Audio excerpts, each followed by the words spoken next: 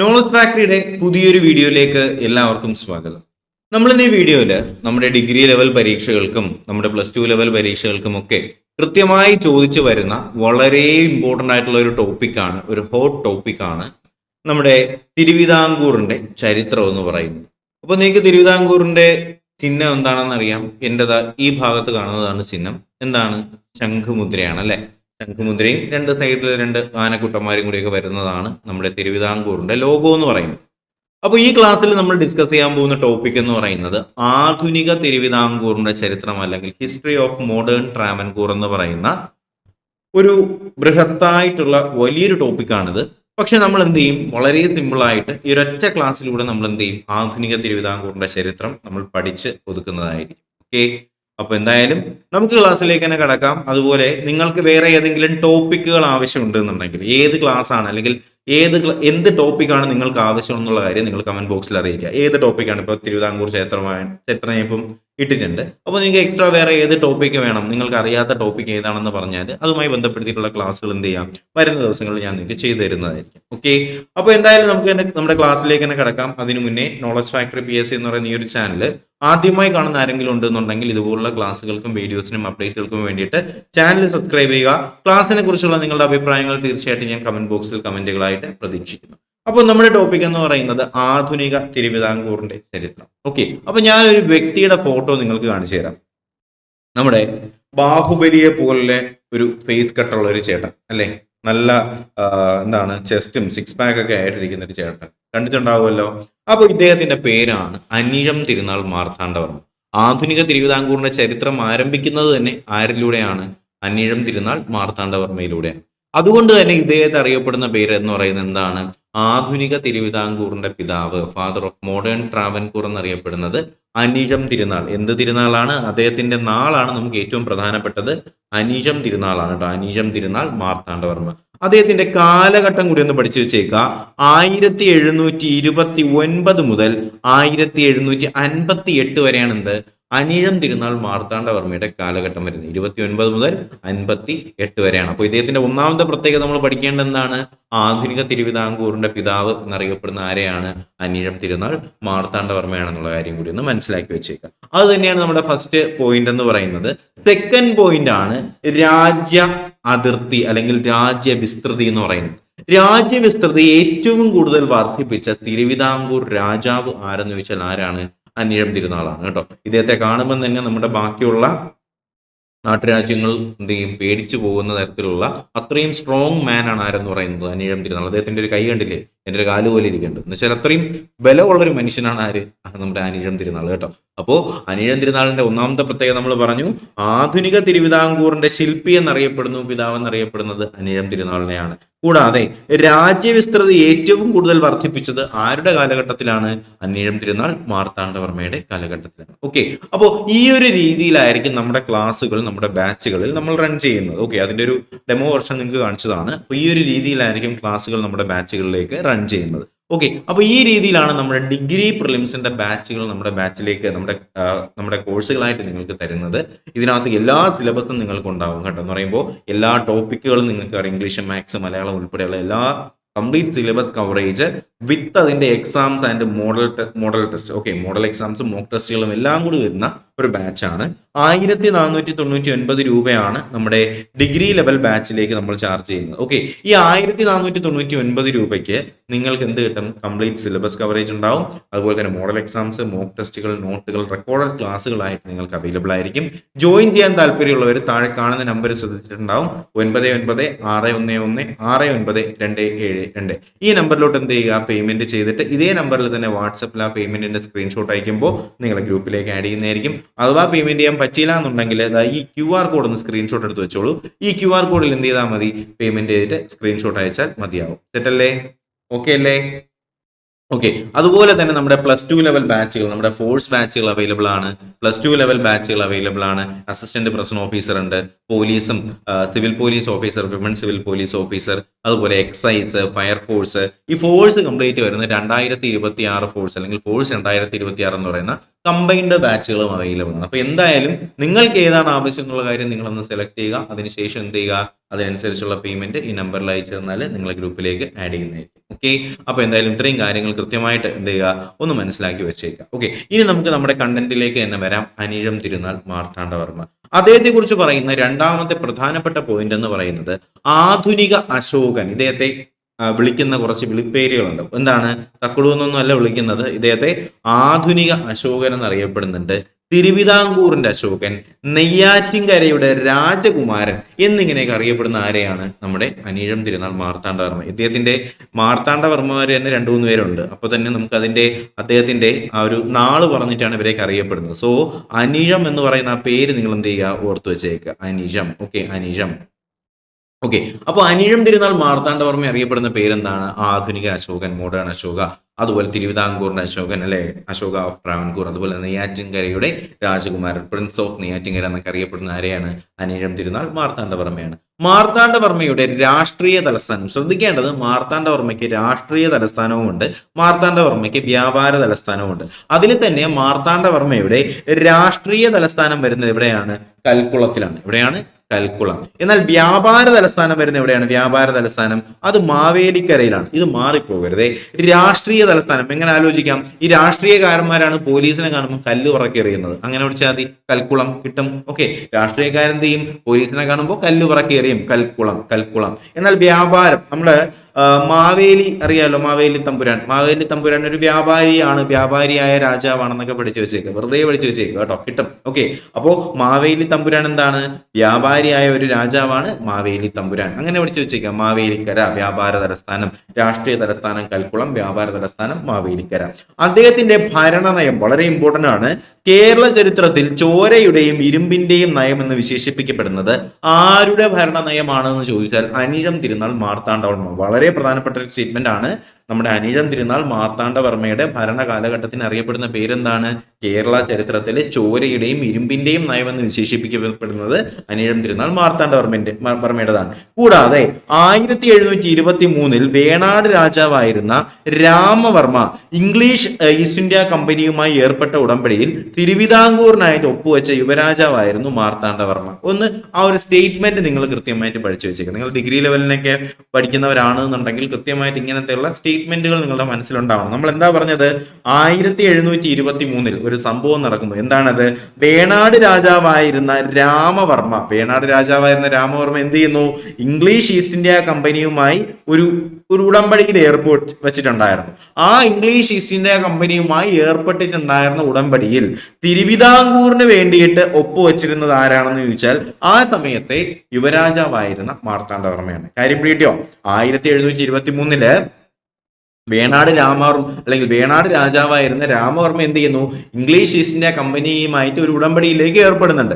ഈ ഉടമ്പടിയിൽ തിരുവിതാംകൂറിന് വേണ്ടി ഒപ്പുവെച്ച യുവരാജാവ് ആരായിരുന്നു എന്നൊരു ചോദ്യത്തിന് ഉത്തരം എന്താണ്? അത് നമ്മുടെ മാർത്താണ്ഡവർമ്മയാണെന്നുള്ള കാര്യം നിങ്ങൾ എന്ത് ചെയ്യുക? ഒന്ന് മനസ്സിലാക്കി വെച്ചേക്കുക. ക്ലിയർ ആണെന്ന് തന്നെ പ്രതീക്ഷിക്കുന്നു. ഓക്കെ അല്ലേ? നമ്മൾ ഇത്രയും പറഞ്ഞ കാര്യങ്ങൾ ഓക്കെ അല്ലേ? അതിനുശേഷം 23 ഞാൻ ഈ പറഞ്ഞത്.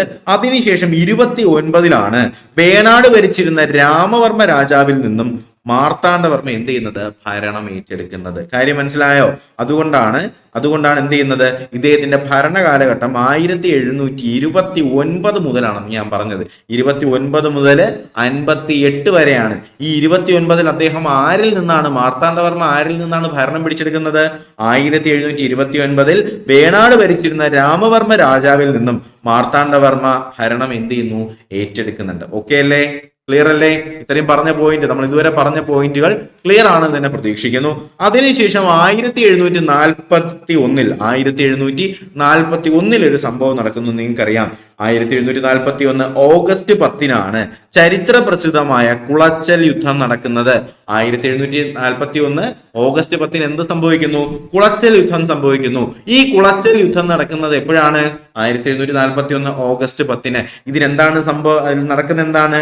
ഡച്ചുകാരെ പരാജയപ്പെടുത്തിയ മാർത്താണ്ഡവർമ്മ ഡച്ച് ക്യാപ്റ്റനായ ഡിലനോയെ തടവുകാരനാക്കുന്നുണ്ട്. ഓക്കെ, ശ്രദ്ധിക്കേണ്ടത് 1741 ഓഗസ്റ്റ് 10 പലതവണ ചോദിച്ചിട്ടുള്ളതാണ്. ഓഗസ്റ്റ് 10 എന്ത് യുദ്ധമാണ് നടക്കുന്നത്? Battle of Colachel.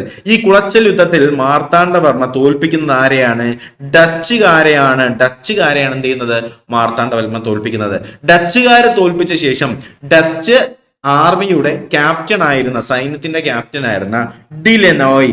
ഈ ഡിലനോയ് എന്ത് ചെയ്യുന്നു, പിന്നീട് നമ്മുടെ മാർത്താണ്ഡവർമ്മയുടെ ചങ്ക് കൂട്ടുകാരനായിട്ട് മാറുകയാണ്. ചങ്ക് കൂട്ടുകാരനായിട്ട് മാറിയതിന് ശേഷം എന്താണ് സംഭവിക്കുന്നത്, വർമ്മയ്ക്ക് വേണ്ടിയിട്ട് പോരാടുന്ന ഒരു പോരാളിയായിട്ട്, ഒരു സൈന്യ തലവനായിട്ട് ആര് മാറുന്നുണ്ട്, നമ്മുടെ ക്യാപ്റ്റൻ ഡിലനോയ് മാറുന്നുണ്ട്. ഓക്കെ, ഈ ക്യാപ്റ്റൻ ഡിലനോയ് ആണ് എന്തറിയപ്പെടുന്നത്, വലിയ കപ്പിത്താൻ എന്നൊക്കെ അറിയപ്പെടുന്ന ആരെയാണ്, ക്യാപ്റ്റൻ ഡിലനോയ് ആണ്. ഓക്കെ, നമ്മുടെ KGF സിനിമയില് നമ്മുടെ റോക്കി ബായ് എന്ത് ചെയ്യുന്നു, റോക്കി ബായ് ഒരു വാനരൻ എന്ന് പറയുന്ന എതിർ സൈന്യത്തിലെ ഒരാളെ കീഴ്പ്പെടുത്തുന്നുണ്ടല്ലോ. എന്നിട്ട് അയാളെ കൊല്ലാതെ എന്താണ് ചെയ്യുന്നത്, വാനരനെ റോക്കി ബായുടെ സൈന്യത്തിന്റെ തലവനായിട്ട് മാറ്റുന്നു, അല്ലെ, റോക്കി ബായുടെ സൈന്യത്തെ ട്രെയിൻ ചെയ്യാനുള്ള ട്രെയിനറായിട്ട് മാറ്റിയാണ്. അതുപോലെ തന്നെയാണ് എന്ത് ചെയ്യുന്നത്, നമ്മുടെ മാർത്താണ്ഡവർമ്മ ഡിലനോയെ പിടിച്ച ശേഷം ഡിലനോയെ കൊന്നില്ല.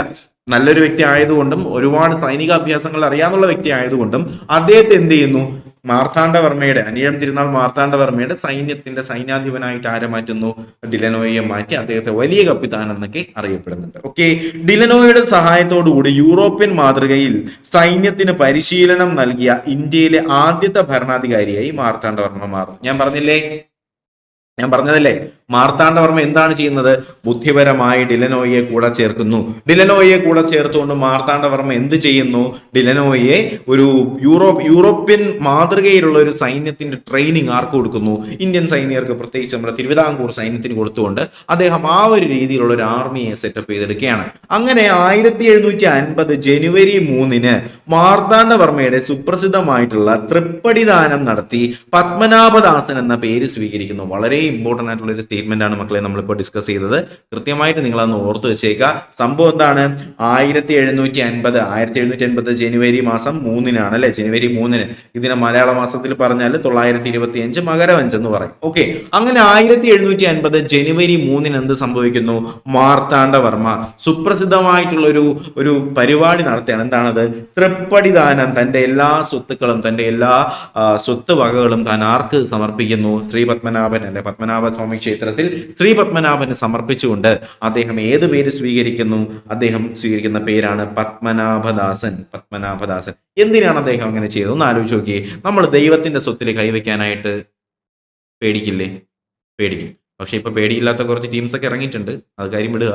അപ്പോ ആ ഒരു സമയത്ത് ദൈവം എന്ന് പറയുന്നത്, പ്രത്യേകിച്ച് ശ്രീ പത്മനാഭൻ എന്ന് പറയുന്നത് അത്രയും വലിയൊരു ശക്തിയാണ്. അപ്പോൾ അദ്ദേഹത്തിന്റെ സ്വത്തിൽ കൈവയ്ക്കാനായിട്ട് സ്വാഭാവികമായിട്ടും രാജാക്കന്മാർ എന്ത് ചെയ്യും, ഒന്ന് പേടിക്കും. അതുകൊണ്ട് തന്നെയാണ് എന്ത് ചെയ്യുന്നത്, മാർത്താണ്ഡവർമ്മ അദ്ദേഹത്തിന്റെ കയ്യിലുള്ള എല്ലാ സ്വത്തും രാജ്യവും ആർക്ക് കൊടുക്കുന്നു, ശ്രീ പത്മനാഭന് കൊടുത്ത ശേഷം എന്ത് ചെയ്യുന്നു, അദ്ദേഹത്തിന്റെ പേര് അനിഴം തിരുനാൾ മാർത്താണ്ഡവർമ്മ എന്ന് പറയുന്ന പേര് മാറ്റിയിട്ട് ശ്രീ പത്മനാഭദാസൻ എന്ന് പറയുന്ന പേര് സ്വീകരിക്കുന്നു. അങ്ങനെ അതിനുശേഷം 1753 ഡച്ചുകാരും തിരുവിതാംകൂറും തമ്മിൽ ഒരു ഉടമ്പടിയിൽ ഏർപ്പെടുന്നു. അതാണ് മാവേലിക്കര ഉടമ്പടി. ശ്രദ്ധിക്കുക, ടൈം ലൈൻ ആയിട്ട് വരെ ചോദിക്കുന്നതാണ് അല്ലെ, മാവേലിക്കര ഉടമ്പടി അല്ലെ. 1753 ഡച്ചുകാരും തിരുവിതാംകൂറും തമ്മിൽ മാവേലിക്കര ഉടമ്പടി ഒപ്പുവെക്കുന്നു. ഓക്കെ, അപ്പൊ ഞാൻ ഇത്രയും ഒരുപാട് എഫേർട്ട് എടുത്തിട്ടാണ് ഈ ഒരു ക്ലാസ് സെറ്റ് ചെയ്യുന്നത്. അപ്പോൾ തീർച്ചയായിട്ടും നിങ്ങളുടെ സപ്പോർട്ട് ഉണ്ടാവണം, നിങ്ങളുടെ അഭിപ്രായങ്ങൾ നിങ്ങൾ എന്നെ അറിയിക്കണം. ക്ലാസ് ഇതുവരെ ലൈക്ക് ചെയ്ത് ആരെങ്കിലും കാണുന്നുണ്ടെങ്കിൽ വീഡിയോ ഇപ്പൊ തന്നെ ഒന്ന് ലൈക്ക് ചെയ്യണം. ചാനൽ സബ്സ്ക്രൈബ് ചെയ്ത ഏതെങ്കിലും കൂട്ടുകാർ ക്ലാസ് കാണുന്നുണ്ടെങ്കിൽ ചാനൽ സബ്സ്ക്രൈബ് ചെയ്യണം. ഈ വീഡിയോ നിങ്ങളുടെ വാട്സപ്പ് സ്റ്റാറ്റസും അതുപോലെ തന്നെ നിങ്ങളുടെ കൂട്ടുകാരിലേക്കും PSC ഗ്രൂപ്പിലേക്കും ടെലഗ്രാം ഗ്രൂപ്പിലേക്കും ഒക്കെ എന്ത് ചെയ്യണം, ഒന്ന് ഷെയർ ചെയ്ത് എത്തിച്ചു കൊടുക്കണം കേട്ടോ. നമ്മുടെ ഈ ഒരു ചെറിയ ചാനലിന് നിങ്ങളുടെ സപ്പോർട്ട് വളരെ അത്യാവശ്യമാണ്. ഇതുവരെയും നിങ്ങളുടെ സപ്പോർട്ട് കൊണ്ട് തന്നെയാണ് മുന്നോട്ട് പോയത്, ഇനിയും അങ്ങനെ തന്നെ ആയിരിക്കും. ഓക്കെ, അപ്പോ ശ്രീ പത്മനാഭ സ്വാമി ക്ഷേത്രത്തിലെ ഉത്സവം വർഷത്തിൽ 2 തവണയാക്കുകയും കർത്തവീരാർജുനനുമായി ബന്ധപ്പെട്ട പൂജാവിധികളുടെ മാതൃകയാക്കി ക്ഷേത്രത്തിൽ ഭദ്രദീപവും മുറജവും വളരെ ഇമ്പോർട്ടന്റ് ആയിട്ടുള്ള ഒരു പോയിന്റ് ആണ്. എന്താണ്, നമ്മുടെ ശ്രീ പത്മനാഭ സ്വാമി ക്ഷേത്രത്തിലെ ഭദ്രദീപവും മുറജവും ആരംഭിച്ചത് ആര് എന്ന് ചോദിച്ചാൽ അതാരാണ്, അത് നമ്മുടെ അനിഴം തിരുനാൾ മാർത്താണ്ഡവർമ്മയാണ്. ശ്രദ്ധിച്ച് പഠിച്ചു വെച്ചേക്കുക, വളരെ ഇമ്പോർട്ടന്റ് ആണ്. ശ്രീ പത്മനാഭ സ്വാമി ക്ഷേത്രത്തിലെ ഉത്സവം വർഷത്തിൽ എത്ര തവണ നടക്കും, 2 തവണയാക്കുകയും എന്ത് ചെയ്യുന്നു, കർത്തവീരാർജുനനുമായി ബന്ധപ്പെട്ട പൂജാവിധികളെ എങ്ങനെയാണ്, കർത്തവീരാർജുനനുമായി ബന്ധപ്പെട്ട പൂജാവിധികളെ മാതൃകയാക്കിക്കൊണ്ട് ശ്രീ പത്മനാഭ സ്വാമി ക്ഷേത്രത്തിൽ ഭദ്രദീപവും മുറജപവും ആരംഭിച്ചത് ആര് എന്ന് ചോദിച്ചാൽ ആരാണ്, അത് നമ്മുടെ അനിഴം തിരുനാൾ മാർത്താണ്ഡവർമ്മയാണ്. കൂടാതെ സ്വർണം കൊണ്ടുണ്ടാക്കിയ ഒരു വലിയ പാത്രത്തിന്റെ പകുതി വരെ പാല്, വെണ്ണ, മറ്റ് സാധനങ്ങൾ എന്നിവ വെള്ളത്തോട് ചേർത്ത് പഞ്ചാഗ്യവും എന്താണ് പഞ്ചഗവ്യം നിറച്ച് അതിലൂടെ മാർത്താണ്ഡവർമ്മ മുങ്ങി എഴുന്നേൽക്കുന്ന ചടങ്ങായിരുന്നു ഹിരണ്യഗർഭം എന്ന് പറയുന്നത്. വളരെ ഇമ്പോർട്ടന്റ് ആയിട്ടുള്ള ഒരു പോയിന്റ് ആണ്. എന്താണ് ഹിരണ്യഗർഭം? വേറൊന്നുമല്ല മക്കളെ, ഒരു പാത്രം, ഒരു വലിയ പാത്രം, ഒരു മനുഷ്യന് മുങ്ങാൻ കഴിയുന്ന ഒരു വലിയ പാത്രം. അതിൽ എന്തൊക്കെയാണ് മിക്സ് ചെയ്യുന്നത്? അതിൽ മിൽക്ക് ഉണ്ട് അല്ലെ, പാലുണ്ട്, ഓക്കെ, പാലുണ്ട്, അതുപോലെ തന്നെ വെണ്ണയുണ്ട്, വെണ്ണയുണ്ട്, കൂടാതെ ഇങ്ങനെയുള്ള സുഗന്ധദ്രവ്യങ്ങളും അതുപോലെ വില കൂടിയ സാധനങ്ങളും ഒക്കെ നിറച്ചിട്ട് എന്ത് ചെയ്യും? മാർത്താണ്ഡവർമ്മ അതിലേക്ക് ഇറങ്ങിയിട്ട് ഒന്ന് മുങ്ങി എഴുന്നേൽക്കും. അതിനെ പറയുന്ന പേരാണ് എന്ത്? ഹിരണ്യഗർഭം എന്ന് പറയും. ഹിരണ്യഗർഭം, ഹിരണ്യഗർഭ, ഹിരണ്യഗർഭ, ദോശാഗർഭ, വടാഗർഭ, ഛായാഗർഭ, ആ ഗർഭയല്ല, ഇതാണ് ഹിരണ്യഗർഭ എന്ന് പറയും. അതിന്റെ ഒരു ഡിജിറ്റൽ ഇമേജ് ഞാൻ ഇവിടെ കാണിക്കുന്നുണ്ട്. കണ്ടല്ലോ, ഇതാണ് ഹിരണ്യഗർഭ. കണ്ടല്ലോ, എന്താണ്? വലിയൊരു പാത്രം. ഈ പാത്രം മുഴുവൻ എന്താണ്? നമ്മുടെ പാലും വെണ്ണയും അതുപോലുള്ള സാധനങ്ങളും കൊണ്ട് ഇങ്ങനെ നിറയ്ക്കും. നിറച്ചതിന് ശേഷം നമ്മുടെ ആരിറങ്ങും? നമ്മുടെ മാർത്താണ്ഡവർമ്മ എന്ത് ചെയ്യും? അതിലേക്കൊന്ന് ഇറങ്ങി ഒന്ന് മുങ്ങി എഴുന്നേൽക്കും. ഇതിനെ പറയുന്ന പേരാണ് എന്ത്? ഹിരണ്യഗർഭം എന്ന് പറയുന്നത്. സെറ്റല്ലേ? ഓക്കെ അല്ലേ? ക്ലിയർ അല്ലേ? ഓക്കെ ആണല്ലോ. അടുത്ത് ശ്രദ്ധിക്കുക, പത്മനാഭപുരത്തും തിരുവനന്തപുരത്തും പുതിയ കോട്ടകൾ നിർമ്മിക്കുകയും കൊല്ലം, മാവേലിക്കര, ചങ്ങനാശ്ശേരി കോട്ടകൾ പുതുക്കി പണിയുകയും ചെയ്തത് ആരാണ്? അത് നമ്മുടെ മാർത്താണ്ഡവർമ്മയാണ്. ശ്രദ്ധിക്കുക, അനിഴം തിരുനാൾ മാർത്താണ്ഡവർമ്മ എന്തൊക്കെ ചെയ്യുന്നു? പത്മനാഭപുരം അല്ലെങ്കിൽ തിരുവനന്തപുരത്ത് പുതിയ കോട്ടകൾ നിർമ്മിക്കുന്നു. കൂടാതെ കൊല്ലം, മാവേലിക്കര, ചങ്ങനാശ്ശേരി കോട്ടകൾ കൂടി പുതുക്കി പണിത് ആരാണ്? കൊല്ലം, മാവേലിക്കര, ചങ്ങനാശ്ശേരി കോട്ടകൾ പുതുക്കി പണിത് ആരാണ്? അത് നമ്മുടെ അനിഴം തിരുനാൾ മാർത്താണ്ഡവർമ്മയാണ്. കോട്ട നിർമ്മാണത്തിന് കരിങ്കൽ ഉപയോഗിച്ച ആദ്യത്തെ കേരളീയ രാജാവ് ആരാണ്? അത് മാർത്താണ്ഡവർമ്മയാണ്. ഇതിൽ ഓരോ വരിയും നിങ്ങൾക്ക് ഓരോ മാർക്കാണ്, കൃത്യമായി പഠിച്ചു വെച്ചേക്കുക. കോട്ടകൾ നിർമ്മിക്കുന്നതിന് കരിങ്കല്ല് ഉപയോഗിച്ച ആദ്യത്തെ കേരളീയ രാജാവ് ആരെന്ന് ചോദിച്ചാൽ ആരാണ്? മാർത്താണ്ഡവർമ്മയാണ്. ഈ മാർത്താണ്ഡവർമ്മ സർക്കാർ ജോലിയിലും സൈന്യത്തിലും പ്രവർത്തിച്ചിരുന്നവർക്ക് പ്രോത്സാഹനാർത്ഥം സമ്മാനങ്ങളും ബഹുമതികളും ഏർപ്പെടുത്തി. നല്ല കാര്യമല്ലേ? എന്ന് വെച്ചാൽ എന്താണ്? കൂടുതൽ ജനങ്ങളെ സർക്കാരിലേക്കും അതുപോലെ രാജവംശത്തിലേക്കും അല്ലെങ്കിൽ രാജാവുമായിട്ട് കൂടുതൽ കോണ്ടാക്ട് കൊണ്ടുവരുന്നതിന് വേണ്ടിയിട്ട് എന്ത് ചെയ്യുന്നു? മാർത്താണ്ഡവർമ്മ സർക്കാർ ജോലിയും സൈന്യത്തിലും എന്ത് ചെയ്യുന്നു? പ്രവർത്തിച്ചവർക്ക് പ്രോത്സാഹനാർത്ഥം സമ്മാനങ്ങളും ബഹുമതികളും ഏർപ്പെടുത്തുന്നു. മികച്ച സേവനം കാഴ്ചവെച്ചവർക്കായിട്ട് ഉള്ള ഒരു ബഹുമതിയാണ് എന്ത്?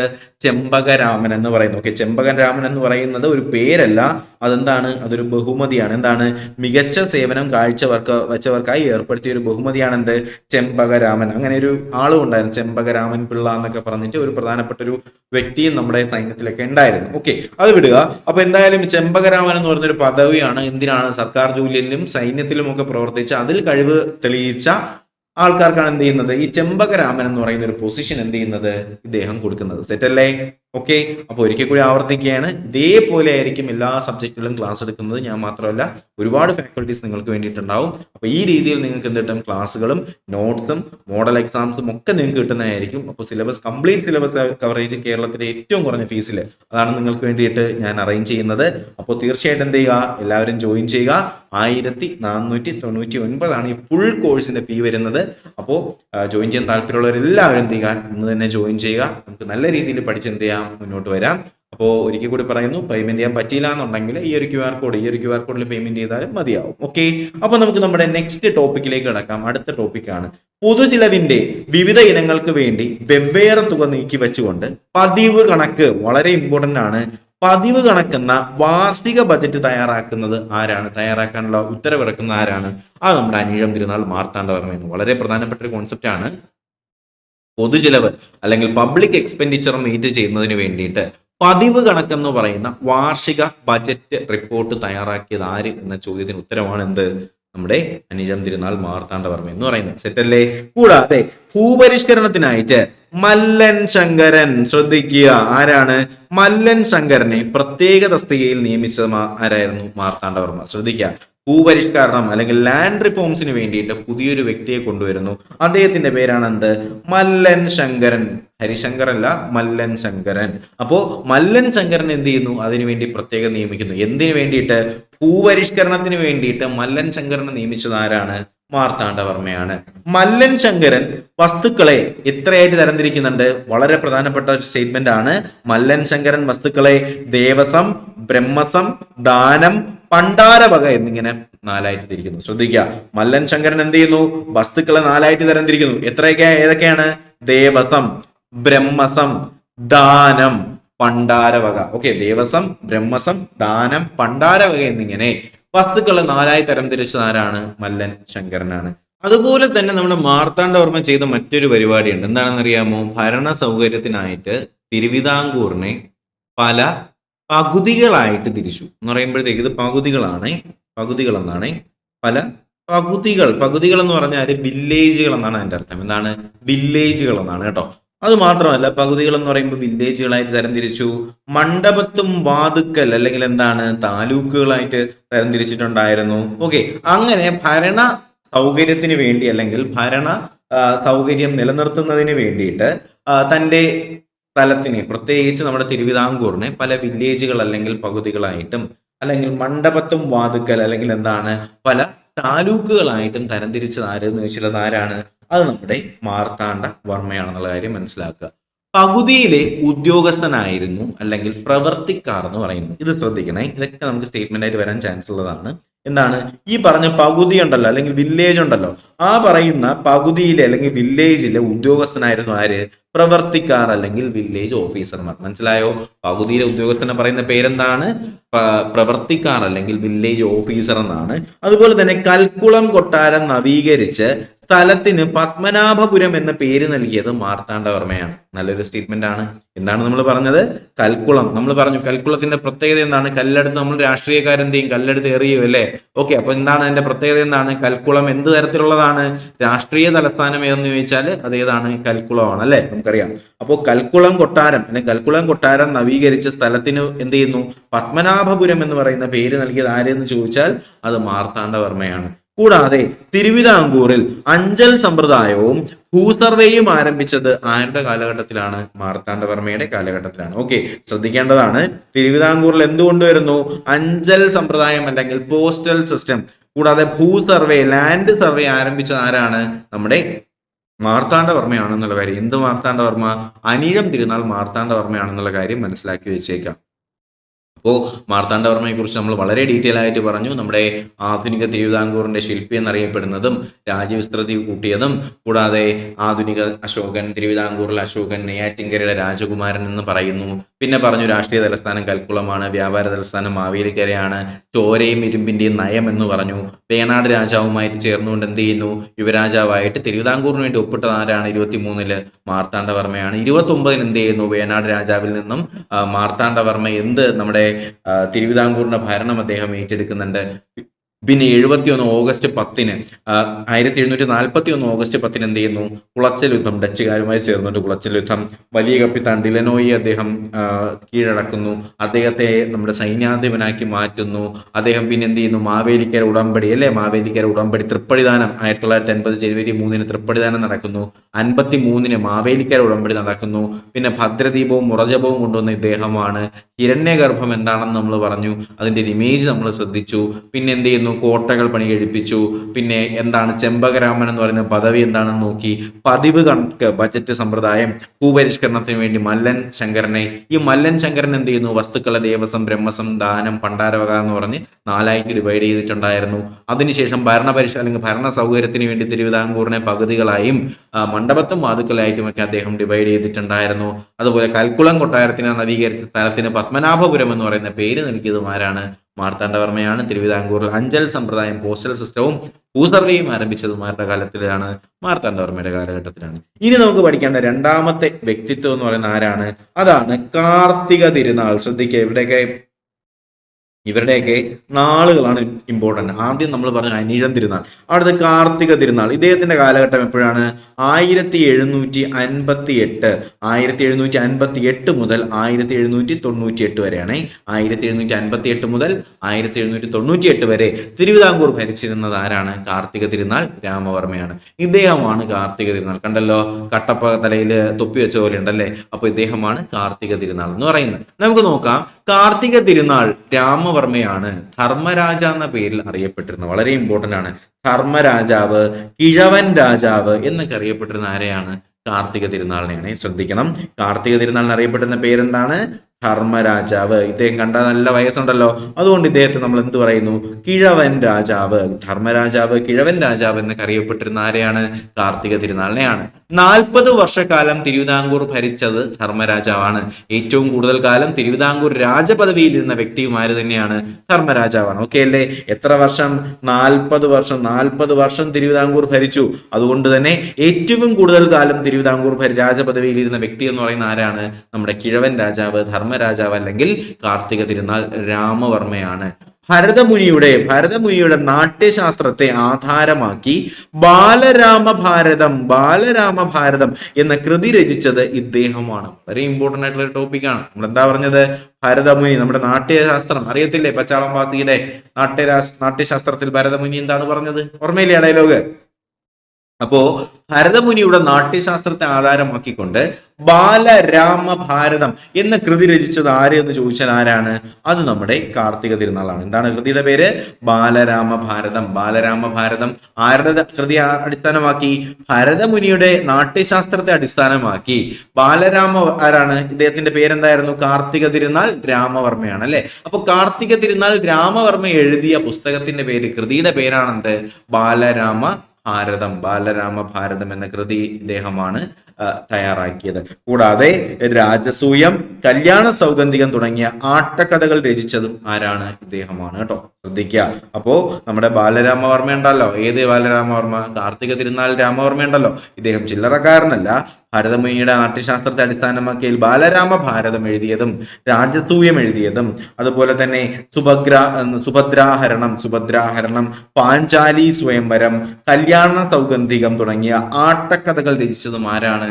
അത് കാർത്തിക തിരുനാൾ രാമവർമ്മയാണ്. സെറ്റല്ലേ? ഇദ്ദേഹത്തിന്റെ കൃതികളുടെ പേര് ശ്രദ്ധിച്ചു വെച്ചേക്കാം. ഒന്ന് എന്താണ്? ബാലരാമഭാരതം. രണ്ടെന്ന് പറയുന്നത് എന്താണ്? നമ്മൾ പറഞ്ഞു സുഭദ്രാഭരണം അല്ലെ? സുഭദ്രാഹരണം. കൂടാതെ പാഞ്ചാലി സ്വയംവരം. പാഞ്ചാലി ശബദമല്ല, പാഞ്ചാലി സ്വയംവരമാണ്.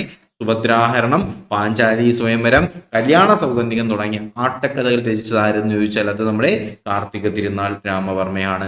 ധർമ്മരാജാവാണ്, കിഴവൻ രാജാവാണ്. സ്റ്റേറ്റ്മെന്റ് ആയിട്ടൊക്കെ ചോദിക്കാൻ ചാൻസ് ഉള്ളതാണ്.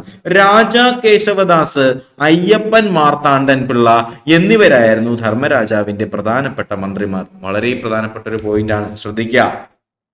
ആരൊക്കെയാണ്? രാജാ കേശവദാസ്, നമുക്കറിയാം രാജാ കേശവദാസ്. അയ്യപ്പൻ മാർത്താണ്ഡപിള്ള എന്നിവരായിരുന്നു നമ്മുടെ ധർമ്മരാജാവിന്റെ പ്രധാനപ്പെട്ട 2 മന്ത്രിമാരെന്ന് പറയുന്നത്. തിരുവിതാംകൂറിൽ ദിവാൻ എന്ന ഔദ്യോഗിക പദവി കൈക്കൊണ്ട ആദ്യത്തെ പ്രധാനമന്ത്രിയായ രാജാ കേശവദാസിന് രാജാ എന്ന ബഹുമതി നൽകിയത് ആരാണ്? മോണിങ്ടൺ പ്രഭുവാണ്. ഒരു സ്റ്റേറ്റ്മെന്റ് അതിനകത്ത് ഒളിഞ്ഞു കിടപ്പുണ്ട്, നിങ്ങൾ ശ്രദ്ധിച്ചിട്ടുണ്ടാവും. തിരുവിതാംകൂറില് ദിവാൻ എന്ന ഔദ്യോഗിക പദവി ആദ്യമായി കൈക്കൊണ്ട പ്രധാനമന്ത്രി ആരായിരുന്നു? രാജാ കേശവദാസ് ആണ്. ഈ രാജാ കേശവദാസിന്, വെറും കേശവദാസിന് രാജാ എന്ന് പറയുന്ന പദവി അല്ലെങ്കിൽ ബഹുമതി നൽകിയത് മോണിങ്ടൺ പ്രഭുവാണ് കേട്ടോ. ഇതൊക്കെ സ്റ്റേറ്റ്മെന്റ് ആണ്. തിരുവിതാംകൂറിൽ ദിവാൻ എന്ന ഔദ്യോഗിക പദവി കൈക്കൊണ്ട ആദ്യത്തെ വ്യക്തി ആരാണ്? നമ്മുടെ രാജാ കേശവദാസ് ആണ്. അദ്ദേഹത്തിന് ഈ രാജാ എന്ന് പറയുന്ന പദവി കൊടുത്തത് മോണിങ്ടൺ പ്രഭുവാണെന്നുള്ള കാര്യം കൂടി ഒന്ന് മനസ്സിലാക്കി വെച്ചേക്കാം. അടുത്ത് സപ്തസ്വരങ്ങൾ കേൾപ്പിക്കുന്ന കുലശേഖര മണ്ഡപത്തിന്റെ പണി കഴിപ്പിച്ചത് കാർത്തിക തിരുനാളാണ്. ശ്രദ്ധിക്കേണ്ട ഒരു സ്റ്റേറ്റ്മെന്റ് ആണ്. സപ്തസ്വരങ്ങൾ കേൾപ്പിക്കുന്ന കുലശേഖര മണ്ഡലം. കുലശേഖര മണ്ഡപം. കുലശേഖര മണ്ഡപത്തിന് പണി കഴിപ്പിച്ചത് ആരാണ്? കാർത്തിക തിരുനാളാണ് കേട്ടോ. കുലശേഖര മണ്ഡപത്തിന് പണി കഴിപ്പിച്ചത് കാർത്തിക തിരുനാൾ. ഇതിന്റെ പ്രത്യേകതയാണ് എന്ത്? സപ്തസ്വരങ്ങൾ കേൾപ്പിക്കുന്നതാണ് കുലശേഖര മണ്ഡപം. അതിന് പണി കഴിപ്പിച്ചത് ആരാണ്? കാർത്തിക തിരുനാളാണ്. 62 തിരുവിതാംകൂറും കൊച്ചിയും തമ്മിലുണ്ടായ സഖ്യ സന്ധി ധർമ്മരാജാവിന്റെ കാലത്തെ സുപ്രധാന സംഭവമാണ്. 62 കൊച്ചിയും തിരുവിതാംകൂറും തമ്മിൽ എന്ത് ചെയ്യുന്നു? ഒരു സഖ്യസന്ധിയിലേക്ക് വരുന്നു. ഇത് നമ്മുടെ ഇദ്ദേഹത്തിന്റെ ഒരു പ്രധാനപ്പെട്ട ഒരു അച്ചീവ്മെന്റ് ആയിട്ട് പറയുന്നുണ്ട്. കൂടാതെ കൊച്ചിയിലെ കേരള വർമ്മ രാജാവ് തിരുവനന്തപുരം സന്ദർശിക്കുകയും ശുചീന്ദ്രം ക്ഷേത്രത്തിൽ വെച്ച് പാലിയത്തച്ഛന്റെയും അയ്യപ്പൻ മാർത്താണ്ഡപിള്ളയുടെയും സാന്നിധ്യത്തിൽ സത്യവാചകം ചൊല്ലിക്കൊടുക്കുകയും സന്ധി അംഗീകരിക്കുകയും ചെയ്തു. നമ്മൾ നേരത്തെ പറഞ്ഞ സന്ധി ഉണ്ടല്ലോ, കൊച്ചിയും തിരുവിതാംകൂറും തമ്മിലുണ്ടാക്കിയ സന്ധിയില്ലേ? ഈ സന്ധി എന്ന് തയ്യാറാക്കുന്നതിന് വേണ്ടിയിട്ട് കൊച്ചിയിൽ ആരാണ്? കേരളവർമ്മ രാജാവ്. കൊച്ചിയിലെ കേരളവർമ്മ രാജാവ് തിരുവിതാംകൂർ അല്ലെങ്കിൽ തിരുവനന്തപുരം സന്ദർശിക്കുകയും അവിടെ എവിടെ വെച്ചാണ്? ശുചീന്ദ്രം ക്ഷേത്രത്തിൽ വെച്ച് പാലിയത്തച്ഛന്റെയും അയ്യപ്പൻ മാർത്താണ്ഡപിള്ളയുടെയും സാന്നിധ്യത്തിൽ എന്ത് ചെയ്യുന്നു? കാർത്തിക തിരുനാള് ഒരു സത്യവാചകം ചൊല്ലിക്കൊണ്ട് സന്ധി എന്ത് ചെയ്യുന്നു? അംഗീകരിക്കുകയും ചെയ്യുന്നു. ക്ലിയർ അല്ലേ? ഓക്കെ അല്ലേ? അപ്പോൾ ഈ ഒരു സന്ധി കൊച്ചിയും തിരുവിതാംകൂറും തമ്മിലുള്ള സന്ധി ഒപ്പുവയ്ക്കുന്ന ആരാണ്? അത് ഞാൻ ഈ പറഞ്ഞിട്ടുണ്ടായിരുന്ന കാർത്തിക തിരുനാൾ രാമവർമ്മയാണെന്നുള്ള കാര്യം ഒന്ന് മനസ്സിലാക്കി വെച്ചേക്കുക. 65 ധർമ്മരാജാവിന്റെ ഭരണകാലത്ത് ബ്രിട്ടീഷുകാരുടെ ആഭിമുഖ്യത്തിൽ കർണാട്ടിക് നവാബും അതുപോലെ തിരുവിതാംകൂറും തമ്മിൽ സന്ധി ഉണ്ടാക്കുകയും സഖ്യപ്രവർത്തനത്തിനപ്പുറം ചെങ്കോട്ടയെ ചൊല്ലിയിട്ടുള്ള പ്രദേശങ്ങളിൽ തിരുവിതാംകൂറിനുള്ള അവകാശം നവാബിന് നൽകുകയും വാർഷിക പ്രതിഫലം നൽകണമെന്ന വ്യവസ്ഥയിൽ ചെങ്കോട്ടയും കന്യാകുമാരിയും തിരുവിതാംകൂറിന് ലഭിക്കുകയും ചെയ്യുന്നുണ്ട്. എന്ന് വെച്ചാല് ഈ 65 സമയത്ത് 1765 നേരത്തെ പറഞ്ഞ 1762 സമയത്തെ കാര്യമാണ്. ഇപ്പൊ പറയുന്ന 1765 സമയമാണ്.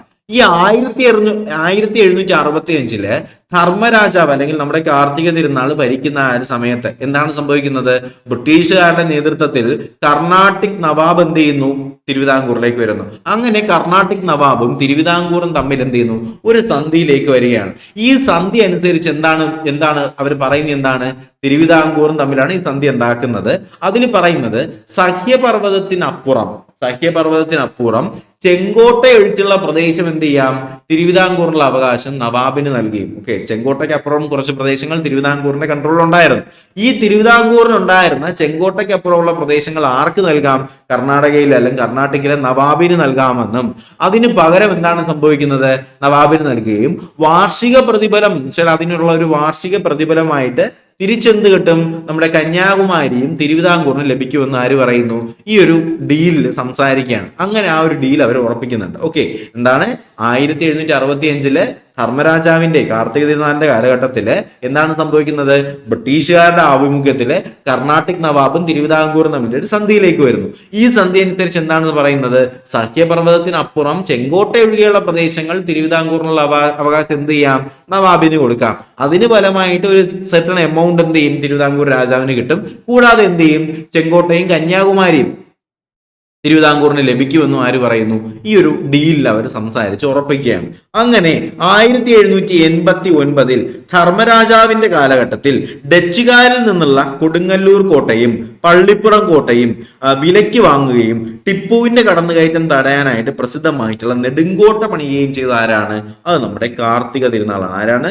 കാർത്തിക തിരുനാൾ അല്ലെങ്കിൽ ധർമ്മരാജാവാണെന്നുള്ള കാര്യം മനസ്സിലാക്കുക. എന്താണ് 79 ധർമ്മരാജാവിന്റെ കാലഘട്ടത്തിൽ എന്താണ് സംഭവിക്കുന്നത്? ഡച്ചുകാരിൽ നിന്നും കൊടുങ്ങല്ലൂർ കോട്ടയും പള്ളിപ്പുറം കോട്ടയും വിലയ്ക്ക് വാങ്ങി. ആര്?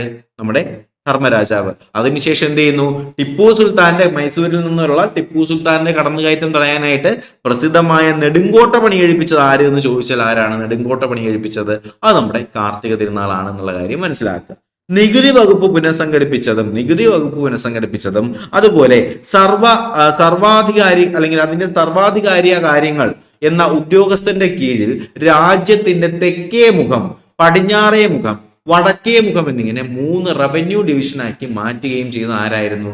അത് അയ്യപ്പൻ മാർത്താണ്ഡപിള്ളയായിരുന്നു. ഒന്ന് ശ്രദ്ധിക്കേണ്ട ഒരു പോയിന്റ് ആണ് ഇതിലെ നികുതി വകുപ്പ്. ഓക്കെ, നമ്മുടെ തിരുവിതാംകൂറിന്റെ ടാക്സേഷൻ വകുപ്പ് കാർത്തിക തിരുനാളിന്റെ കാലഘട്ടത്തിൽ മാനേജ് ചെയ്തിരുന്ന വ്യക്തിയാണ് ആര്?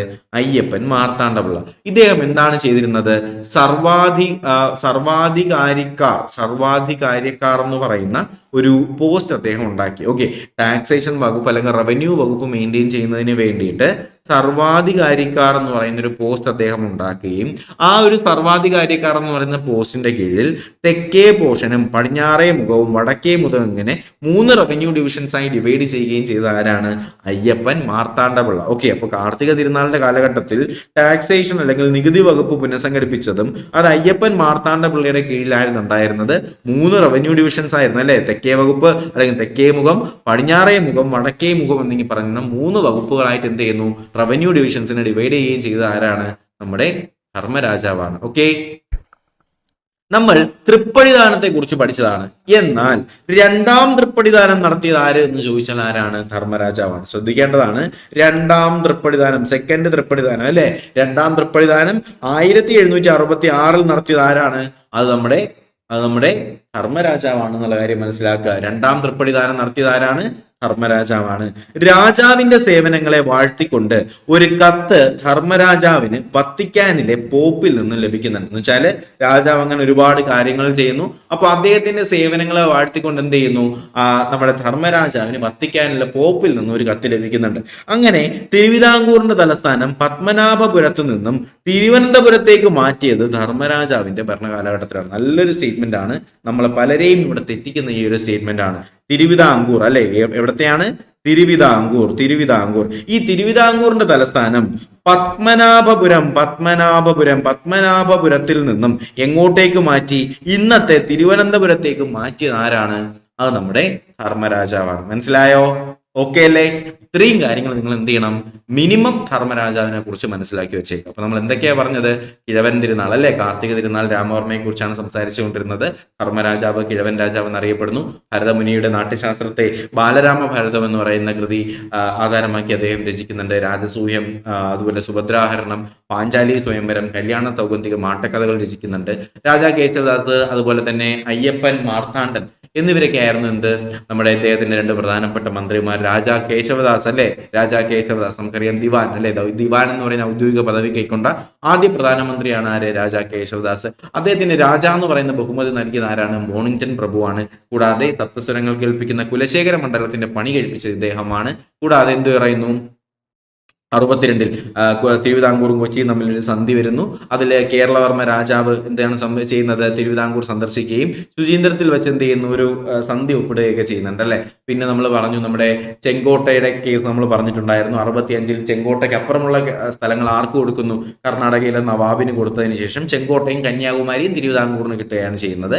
89 എന്ത് ചെയ്യുന്നു? നെടുങ്കോട്ട പണി കഴിപ്പിക്കുന്നു അല്ലെ. അപ്പൊ കൊടുങ്ങല്ലൂരിൽ അല്ലെങ്കിൽ നമ്മുടെ കൊടുങ്ങല്ലൂർ കോട്ടയും പള്ളിപ്പുറം കോട്ടയും വിലക്ക് വാങ്ങിച്ചിട്ട് ടിപ്പുവിന്റെ പടയോട്ടം അല്ലെങ്കിൽ ടിപ്പുവിന്റെ കടന്നുവരുന്നത് തടയുന്നതിന് വേണ്ടിയിട്ട് നെടുങ്കോട്ട പണി കഴിപ്പിക്കുന്ന ആരാണ്? നമ്മുടെ കാർത്തിക തിരുനാളാണ്. നികുതി വകുപ്പിന് വേണ്ടിയിട്ട് സർവാധികാരിക്കാർ എന്ന് പറയുന്ന ഒരു പുതിയൊരു പോസ്റ്റ് രൂപീകരിക്കുകയും അതിനുവേണ്ടി 3 റവന്യൂ ഡിവിഷൻസ് ആയി ഡിവൈഡ് ചെയ്തുകൊണ്ട് അയ്യപ്പൻ മാർത്താണ്ഡ പിള്ളയ്ക്ക് എന്ത് ചെയ്യുന്നു? അതിന്റെ ഒരു ചുമതല കൊടുക്കുകയും ചെയ്യുന്നു. അതുപോലെ എന്താണ്? ഇദ്ദേഹത്തിന്റെ സേവനങ്ങളെ വാഴ്ത്തിക്കൊണ്ട് വത്തിക്കാനിൽ നിന്ന്, പോപ്പിൽ നിന്ന് ഇദ്ദേഹത്തിന് ഒരു കത്ത് ലഭിക്കുന്നു. തിരുവിതാംകൂറിന്റെ തലസ്ഥാനം പത്മനാഭപുരത്ത് നിന്ന് തിരുവനന്തപുരത്തേക്ക് മാറ്റിയത് ആര് തന്നെയാണ്? നമ്മുടെ ധർമ്മരാജാവാണ്. സെറ്റല്ലേ? ഓക്കെ അല്ലേ? അടുത്ത് നമുക്ക് പഠിക്കാനുള്ളത് അവിട്ടം തിരുനാൾ ബാലരാമവർമ്മയെ കുറിച്ചാണ്. നമ്മുടെ 3ാമത്തെ രാജാവാണ് ആര്? അവിട്ടം തിരുനാൾ ബാലരാമവർമ്മ. അദ്ദേഹത്തിന്റെ നാള് ഞാൻ നേരത്തെ പറഞ്ഞ പഠിച്ചു വെച്ചേക്കുക. എന്താണ്? അവിട്ടം.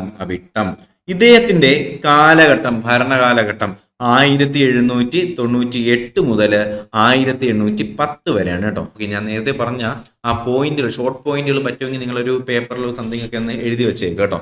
അങ്ങനെ പഠിക്കുമ്പോഴത്തേക്കും നിങ്ങൾക്ക് അത് കൂടുതൽ ഗുണപ്പെടുകയും ചെയ്തുള്ളൂ. ഓക്കെ, അപ്പോ അവിട്ടം തിരുനാൾ ബാലരാമവർമ്മ 1798 മുതൽ 1810 വരെയാണ് അദ്ദേഹത്തിന്റെ കാലഘട്ടം. ഏറ്റവും കുറഞ്ഞ പ്രായത്തിൽ തിരുവിതാംകൂറിന്റെ ഭരണ പദവിയിലെത്തിയ വ്യക്തിയാണ് ആര്? അവിട്ടം തിരുനാൾ ബാലരാമവർമ്മ കേട്ടോ. ഒന്ന് പഠിച്ചു വെച്ചേക്കുക. ഏറ്റവും കുറഞ്ഞ പ്രായത്തിൽ തിരുവിതാംകൂറിന്റെ ഭരണ പദവിയിലെത്തിയ വ്യക്തിയാണ് ആര്? അവിട്ടം തിരുനാൾ ബാലരാമവർമ്മ. അജ്ഞതയുടെയും ധൂർത്തിന്റെയും അത്യാഗ്രഹത്തിന്റെയും പര്യായമായ ജയന്തൻ ശങ്കരൻ നമ്പൂതിരി, ശങ്കരനാരായണൻ ചെട്ടി, അതുപോലെ തന്നെ മാത്തു തരകൻ എന്നീ 3 സംഘമായിരുന്നു രാജാവിനെ നിയന്ത്രിച്ചിരുന്നത്. എന്ത് കഷ്ടമാണല്ലേ? എന്നാലോചിച്ച് നോക്കിയേ. അജ്ഞതയുടെയും ധൂർത്തിന്റെയും എന്ന് പറഞ്ഞാല് ഒരു വാക്യം കൊള്ളാത്ത 3 പേര്. ആരൊക്കെയാണ്? ജയന്തൻ ശങ്കരൻ, അതുപോലെ തന്നെ ശങ്കരനാരായണൻ ചെട്ടി, മാത്തു തരകൻ. അന്നിങ്ങനെ 3 പേരാണ് എന്ത് ചെയ്തിട്ടുണ്ടായിരുന്നത്? നമ്മുടെ ആരെയാണ്? ഈ പറയുന്ന രാജാവിനെ, പാവപ്പെട്ട ഈ ഒരു അവിട്ടം തിരുനാൾ ബാലരാമവർമ്മയെ നിയന്ത്രിച്ചിട്ടുണ്ടായിരുന്നത്. അതൊന്ന് മനസ്സിലാക്കി വെച്ചേക്കും. ഒരു രാജാവിനെ ഇങ്ങനെയുള്ള ഒരു ധൂർത്ത് സംഘമാണ് നിയന്ത്രിക്കുന്നത് എന്നുണ്ടെങ്കിൽ സ്വാഭാവികമായിട്ടും അദ്ദേഹത്തിന്റെ ഭരണം ഇങ്ങോട്ടായിരിക്കും, മുകളിലോട്ടായിരിക്കുമോ താഴോട്ടായിരിക്കും വരുന്നത് അല്ലെ. അങ്ങനെ 1799 ഈ ജനവിരുദ്ധ കൂട്ടുകെട്ടിനെതിരെ വേലുത്തമ്പിയുടെയും ചെമ്പകരാമൻ പിള്ളയുടെയും നേതൃത്വത്തിൽ ജനകീയ പ്രക്ഷോഭം സംഘടിപ്പിക്കുകയും ജനവിരോധികളായ മന്ത്രിമാരെ നിഷ്കാസിതരാക്കുകയും ചെമ്പകരാമൻ പിള്ളയെ വലിയ സർവ്വസൈന്യാധികാരിയായും വേലുത്തമ്പിയെ മുളകുമടിശീല കാര്യക്കാരനായും നിയമിക്കുകയും ചെയ്തു. എന്ന് വെച്ചാല് ആ പറയുന്ന 3 പേര് ഇവന്മാര് മൂന്നും ഒരു വകയ്ക്ക് 10 പൈസയ്ക്ക് ഗുണമില്ലാത്തവന്മാരാണ്. ആരൊക്കെ? ഈ ജയന്തൻ ശങ്കരനും അതുപോലെ ശങ്കരനാരായണൻ ചെട്ടിയും മാത്തൂത്തരകൻ. അപ്പൊ ഇവർക്കൊക്കെ എതിരെ എന്ത് ചെയ്യുന്നു? വേലുത്തമ്പി ദളവയും അതുപോലെ ചെമ്പകരാമൻ പിള്ളയൊക്കെ എന്ത് ചെയ്യുന്നു? ജനകീയ പ്രക്ഷോഭവുമായിട്ട് മുന്നോട്ട് വരുന്നു. ആസ് എ റിസൾട്ട് എന്താണ് സംഭവിക്കുന്നത്? നമ്മുടെ ചെമ്പകരാമൻ പിള്ളയെ വലിയ സർവ്വസൈന്യാധികനായിട്ടും വേലുത്തമ്പി എന്ത് ചെയ്യുന്നു? മുളകുമഴിശീല കാര്യക്കാരനായിട്ടും എന്ത് ചെയ്യുന്നു? നിയമിക്കുന്നു കേട്ടോ. അങ്ങനെ റെസിഡന്റ് മെക്കാളയുടെ അംഗീകാരത്തോടു കൂടി ബാലരാമവർമ്മ രാജാവ് വേലുത്തമ്പിയെ ദളവയായി നിയമിക്കുന്നു. നല്ലൊരു സ്റ്റേറ്റ്മെന്റ് ആണ്. റെസിഡന്റ് മെക്കാളെ ആരുടെ അംഗീകാരത്തോടു കൂടിയാണ്? മെക്കാളയുടെ അംഗീകാരത്തോടു കൂടി ബാലരാമവർമ്മ രാജാവ് എന്ത് ചെയ്യുന്നു? വേലുത്തമ്പിയെ ദളവയായിട്ട് നിയമിക്കുകയും ഗ്രാമനിലവാരത്തിൽ വിദ്യാഭ്യാസം പ്രോത്സാഹിപ്പിക്കാൻ ശ്രദ്ധിച്ച വേലുത്തമ്പി ദളവ കൊല്ലത്ത് ഹജൂർ കച്ചേരി സ്ഥാപിക്കുകയും വിശാലമായ അങ്ങാടികൾ നിർമ്മിക്കുകയും ചെയ്തു. ഒരു സ്റ്റേറ്റ്മെന്റ് അതിനകത്ത് കിടപ്പുണ്ട്, കണ്ടായിരുന്നോ? എന്താണ്? ഗ്രാമനിലവാരത്തിൽ വിദ്യാഭ്യാസം കൊണ്ടുവരുന്നതിന് പ്രോത്സാഹിപ്പിച്ചത് ആരാണ്? നമ്മുടെ വേലുത്തമ്പി ദളവയാണ്. ഇദ്ദേഹം കൊല്ലത്ത് ഹജൂർ കച്ചേരി ആരംഭിച്ചത് ആരാണ്? വളരെ ഇമ്പോർട്ടന്റ് ആണ്. കൊല്ലത്ത് ഹജൂർ കച്ചേരി ആരംഭിക്കുന്നത് വേലുത്തമ്പി ദളവയാണ് കേട്ടോ. അതുപോലെ തന്നെ തരിശു ഭൂമികളിൽ വലിയ തോതിൽ നെൽകൃഷി പ്രോത്സാഹിപ്പിച്ച വേലുത്തമ്പി ദളവയുടെ നേതൃത്വത്തിലാണ് വേമ്പനാട്ട് കായലിൽ കാട് പിടിച്ച് കിടന്നിരുന്ന പാതിരാമണൽ ദ്വീപ് വെട്ടിത്തെളിച്ച് നെല്ലും അതുപോലെ തന്നെ എന്താണ് തെങ്ങും ഒക്കെ കൃഷി ചെയ്യാനായിട്ട് ആരംഭിക്കുന്നത്. നല്ലൊരു സ്റ്റേറ്റ്മെന്റ് ആണ്. പാതിരാമണൽ ദ്വീപിനെ വെട്ടിത്തെളിച്ചുകൊണ്ട് നെല്ലും തെങ്ങും കൃഷി ചെയ്യാൻ ആരംഭിച്ചത് ആരുടെ കാലഘട്ടത്തിലാണ്? വേലുത്തമ്പി ദളവ. ഇതിൽ ശ്രദ്ധിക്കേണ്ട കാര്യം, ഇതിൽ ഒട്ടും എഫിഷ്യന്റ് അല്ലാത്ത രാജാവ് എന്ന് പറയുന്നത് ഈ അവിട്ടം തിരുനാൾ ബാലരാമവർമ്മയാണ്. പക്ഷേ ഇദ്ദേഹത്തിന് കിട്ടിയതാകട്ടെ വളരെ എഫിഷ്യന്റ് ആയിട്ടുള്ള മന്ത്രിമാരെയാണ്. അതാണ് നമ്മുടെ വേലുത്തമ്പി ദളവയും ചെമ്പകരാമൻ പിള്ളയും. അതിൽ തന്നെ വേലുത്തമ്പി എക്സ്ട്രീംലി എഫിഷ്യന്റ് ആയിരുന്നു. സോ ഒട്ടും എഫിഷ്യന്റ് അല്ലാത്ത ഒരു രാജാവിന് കിട്ടിയ എഫിഷ്യന്റ് ആയിട്ടുള്ള ഒരു മന്ത്രിയുടെ ഭരണമാണ് എന്ത് ചെയ്യുന്നത്? ആ കാലഘട്ടത്തിനെ പിടിച്ച് മുന്നോട്ട് കൊണ്ടുവന്നത് ആക്ച്വലി. ഓക്കെ, അതാണ് പറഞ്ഞത്. തരിശുഭൂമിയിൽ വലിയ തോതിൽ നെൽകൃഷി പ്രോത്സാഹിപ്പിച്ച വേലുത്തമ്പി ദളവയുടെ കാലഘട്ടത്തിലാണ് എന്ത് ചെയ്യുന്നത്? വേമ്പനാട്ട് കായലിൽ കാട് പിടിച്ച് കിടന്നിരുന്ന പാതിരാമണൽ ദ്വീപും അതൊക്കെ വെട്ടിത്തെളിച്ചുകൊണ്ട് നെല്ലും തെങ്ങും ഒക്കെ കൃഷി ചെയ്യാൻ ആരംഭിച്ചത് അദ്ദേഹത്തിന്റെ കാലഘട്ടത്തിലാണ്. കൂടാതെ കൊല്ലം ചെങ്കോട്ട റോഡ് നിർമ്മിച്ചതും, ശ്രദ്ധിക്കുക, കൊല്ലം ചെങ്കോട്ട റോഡ് നിർമ്മിച്ചതും ആനന്ദവല്ലീശ്വരം ക്ഷേത്രം പുതുക്കിപ്പണിതതും തിരുവിതാംകൂറിൽ ആരാണ്? ഇദ്ദേഹമാണ് കേട്ടോ. കൊല്ലം ചെങ്കോട്ട റോഡ് നിർമ്മിച്ചതും മാത്രമല്ല ആനന്ദവല്ലീശ്വരം ക്ഷേത്രം പുതുക്കിപ്പണിതതും തിരുവിതാംകൂറിൽ സഞ്ചരിക്കുന്ന കോടതികൾ സ്ഥാപിച്ചതും വേലുത്തമ്പിയുടെ കാലഘട്ടത്തിലാണ്. വളരെ പ്രധാനപ്പെട്ട ഒരു സ്റ്റേറ്റ്മെന്റ് ആണ് നമ്മൾ പറഞ്ഞത്. കൊല്ലം ചെങ്കോട്ട റോഡ് വേലുത്തമ്പി, ആനന്ദവല്ലീശ്വരം ക്ഷേത്രം വേലുത്തമ്പി, കൂടാതെ തിരുവിതാംകൂറിൽ സഞ്ചരിക്കുന്ന കോടതി അല്ലെങ്കിൽ എന്താണ് മൊബൈൽ കോടതി സ്ഥാപിച്ചതും ആരാണ്? നമ്മുടെ വേലുത്തമ്പിയുടെ കാലഘട്ടത്തിലാണ്. അങ്ങനെ 1809 ജനുവരി 11 എന്താണ് പ്രത്യേകത? എന്താണ്? കുണ്ടറ വിളംബരം അല്ലെ, എല്ലാവർക്കും അറിയാം. 1809 ജനുവരി 10 പ്രത്യേകതയാണ്, ജനുവരി 11 പ്രത്യേകതയാണ് കുണ്ടറ വിളംബരം. 1809 ജനുവരി 11 എന്ന് പറയുമ്പോൾ 988 മകരം 1 എന്ത് ചെയ്യുന്നു? വേലുത്തമ്പിയുടെ കുണ്ടറ വിളംബരം നടക്കുന്നുണ്ട്. ഏത് വർഷമാണ്? 1809 ജനുവരി അല്ലെ, ജനുവരി 11, 1809 ജനുവരി 11 എന്ത് ചെയ്യുന്നത്? കുണ്ടറ വിളംബരം. ഇതിനെ 984 മകരം 1 എന്നും പറയും അല്ലെ, മകരം 1. ആ സമയത്ത് എന്ത് നടക്കുന്നു? കുണ്ടറ വിളംബരം നടത്തുന്നു. അങ്ങനെ 1809 മാർച്ച് 29 വേലുത്തമ്പി ദളവ മണ്ണടി ക്ഷേത്രത്തിന് കിഴക്കുള്ള ചേന്ദമംഗലത്ത് മഠത്തിൽ വച്ച് ശത്രുക്കൾ അദ്ദേഹത്തെ പിടികൂടാതിരിക്കാൻ ആത്മഹത്യ ചെയ്തു എന്നൊക്കെയാണ് പറയുന്നത്. വജ്രമോതിരം വിഴുങ്ങി ആത്മഹത്യ ചെയ്തു എന്നൊക്കെയാണ് പറയുന്നത്. അപ്പോൾ ഇദ്ദേഹത്തിന്റെ വളരെ പ്രധാനപ്പെട്ട കുറച്ച് കാര്യങ്ങൾ നമ്മൾ പറഞ്ഞിട്ടുണ്ടായിരുന്നു. കുണ്ടറ വിളംബരം 1809 ജനുവരി 11 അല്ലെങ്കിൽ 984 മകരം 1 ആ സമയത്താണ് എന്ത് ചെയ്യുന്നത്? കുണ്ടറ വിളംബരം നടക്കുന്നത്. മാത്രമല്ല ഈ കുണ്ടറ വിളംബരത്തിനൊക്കെ ശേഷം 1809 മാർച്ച് 29 എന്ത് ചെയ്യുന്നു? വേലുത്തമ്പി ദളവയെ മണ്ണടി ക്ഷേത്രത്തിന് കിഴക്കുള്ള ചേന്ദമംഗലം എന്ന് പറയുന്ന മഠത്തിൽ വെച്ച് എന്ത് ചെയ്യുന്നു? ശത്രുക്കൾ പിടികൂടാതിരിക്കാനായിട്ട് അവിടെ വെച്ച് ആത്മഹത്യ ചെയ്യുന്നു. വജ്രമോതിരം വിഴിഞ്ഞ് ആത്മഹത്യ ചെയ്തു എന്നും അതുപോലെ കത്തി വെച്ച് സ്വയം ആത്മഹത്യ ചെയ്തു, അങ്ങനെ പലതും പറയുന്നുണ്ട്. അപ്പോൾ ഇതാണ് വേലുത്തമ്പി ദളവയും അതുപോലെ തന്നെ നമ്മളിപ്പോൾ ഡിസ്കസ് ചെയ്തിട്ടുണ്ടായിരുന്ന അവിട്ടം തിരുനാൾ ബാലരാമവർമ്മയും. ഓക്കെ, അപ്പോൾ ഞാൻ പറഞ്ഞു ഒട്ടും എഫിഷ്യന്റ് അല്ലാത്ത ഒരു മന്ത്രിയുടെ ഒരു രാജാവിന്റെ വളരെ എഫിഷ്യന്റ് ആയിട്ടുള്ള ഒരു മന്ത്രിയുടെ കാര്യമാണ് നമുക്ക് ഇവിടെ പഠിക്കാനുള്ളത്. അവിട്ടം തിരുനാൾ ബാലരാമവർമ്മയിൽ നമുക്ക് കാണാനായിട്ട് കഴിഞ്ഞത്. ഓക്കെ അല്ലേ? ക്ലിയർ അല്ലേ? അപ്പോൾ ഇത്രയും കാര്യങ്ങൾ കൃത്യമായിട്ട് നിങ്ങൾ എന്ത് ചെയ്യുക? ഈ അവിട്ടം തിരുനാളുമായി ബന്ധപ്പെടുത്തിയിട്ട് ഒന്ന് മനസ്സിലാക്കി വെച്ചേക്കുക. ഇതിനുശേഷം നമുക്ക് പഠിക്കാനുള്ളത് ആയില്യം തിരുനാൾ. എന്താണ് ആയില്യം തിരുനാൾ? ഗൗരി ലക്ഷ്മി ബായിയെ കുറിച്ചാണ്. ആയില്യം തിരുനാൾ ഗൗരി ലക്ഷ്മി ബായി 1810 മുതൽ 1815 വരെ തിരുവിതാംകൂർ ഭരിച്ചിരുന്ന ഒരു പെൺപുലിയായിരുന്നു ആരെന്ന് പറയുന്നത്? ആയില്യം തിരുനാൾ ഗൗരി ലക്ഷ്മിഭായ് എന്ന് പറയുന്നത്. നമുക്ക് നോക്കാം, ആധുനിക തിരുവിതാംകൂറിലെ ആദ്യത്തെ വനിതാ ഭരണാധികാരി. ശ്രദ്ധിക്കാം, ആധുനിക തിരുവിതാംകൂറിലെ ആദ്യത്തെ വനിതാ ഭരണാധികാരിയായിരുന്നു ആര്? റാണി ഗൗരി ലക്ഷ്മിഭായ്. ഏറ്റവും ചുരുങ്ങിയ കാലം തിരുവിതാംകൂർ രാജപദവിയിലിരുന്ന വ്യക്തിയാണ് റാണി ഗൗരി ലക്ഷ്മിഭായ്. വളരെ കുറച്ചു കാലം ഉണ്ടായിരുന്നുള്ളൂ, 5 വർഷമല്ലേ നമ്മൾ പറഞ്ഞു, 1810 മുതൽ 15 വരെ. അങ്ങനെ വളരെ കുറച്ചു കാലം മാത്രം രാജപദവിയിൽ ഇരുന്ന വ്യക്തി കൂടിയാണ് ആര്? ഗൗരി ലക്ഷ്മിഭായ് എന്ന് പറയുന്നത്.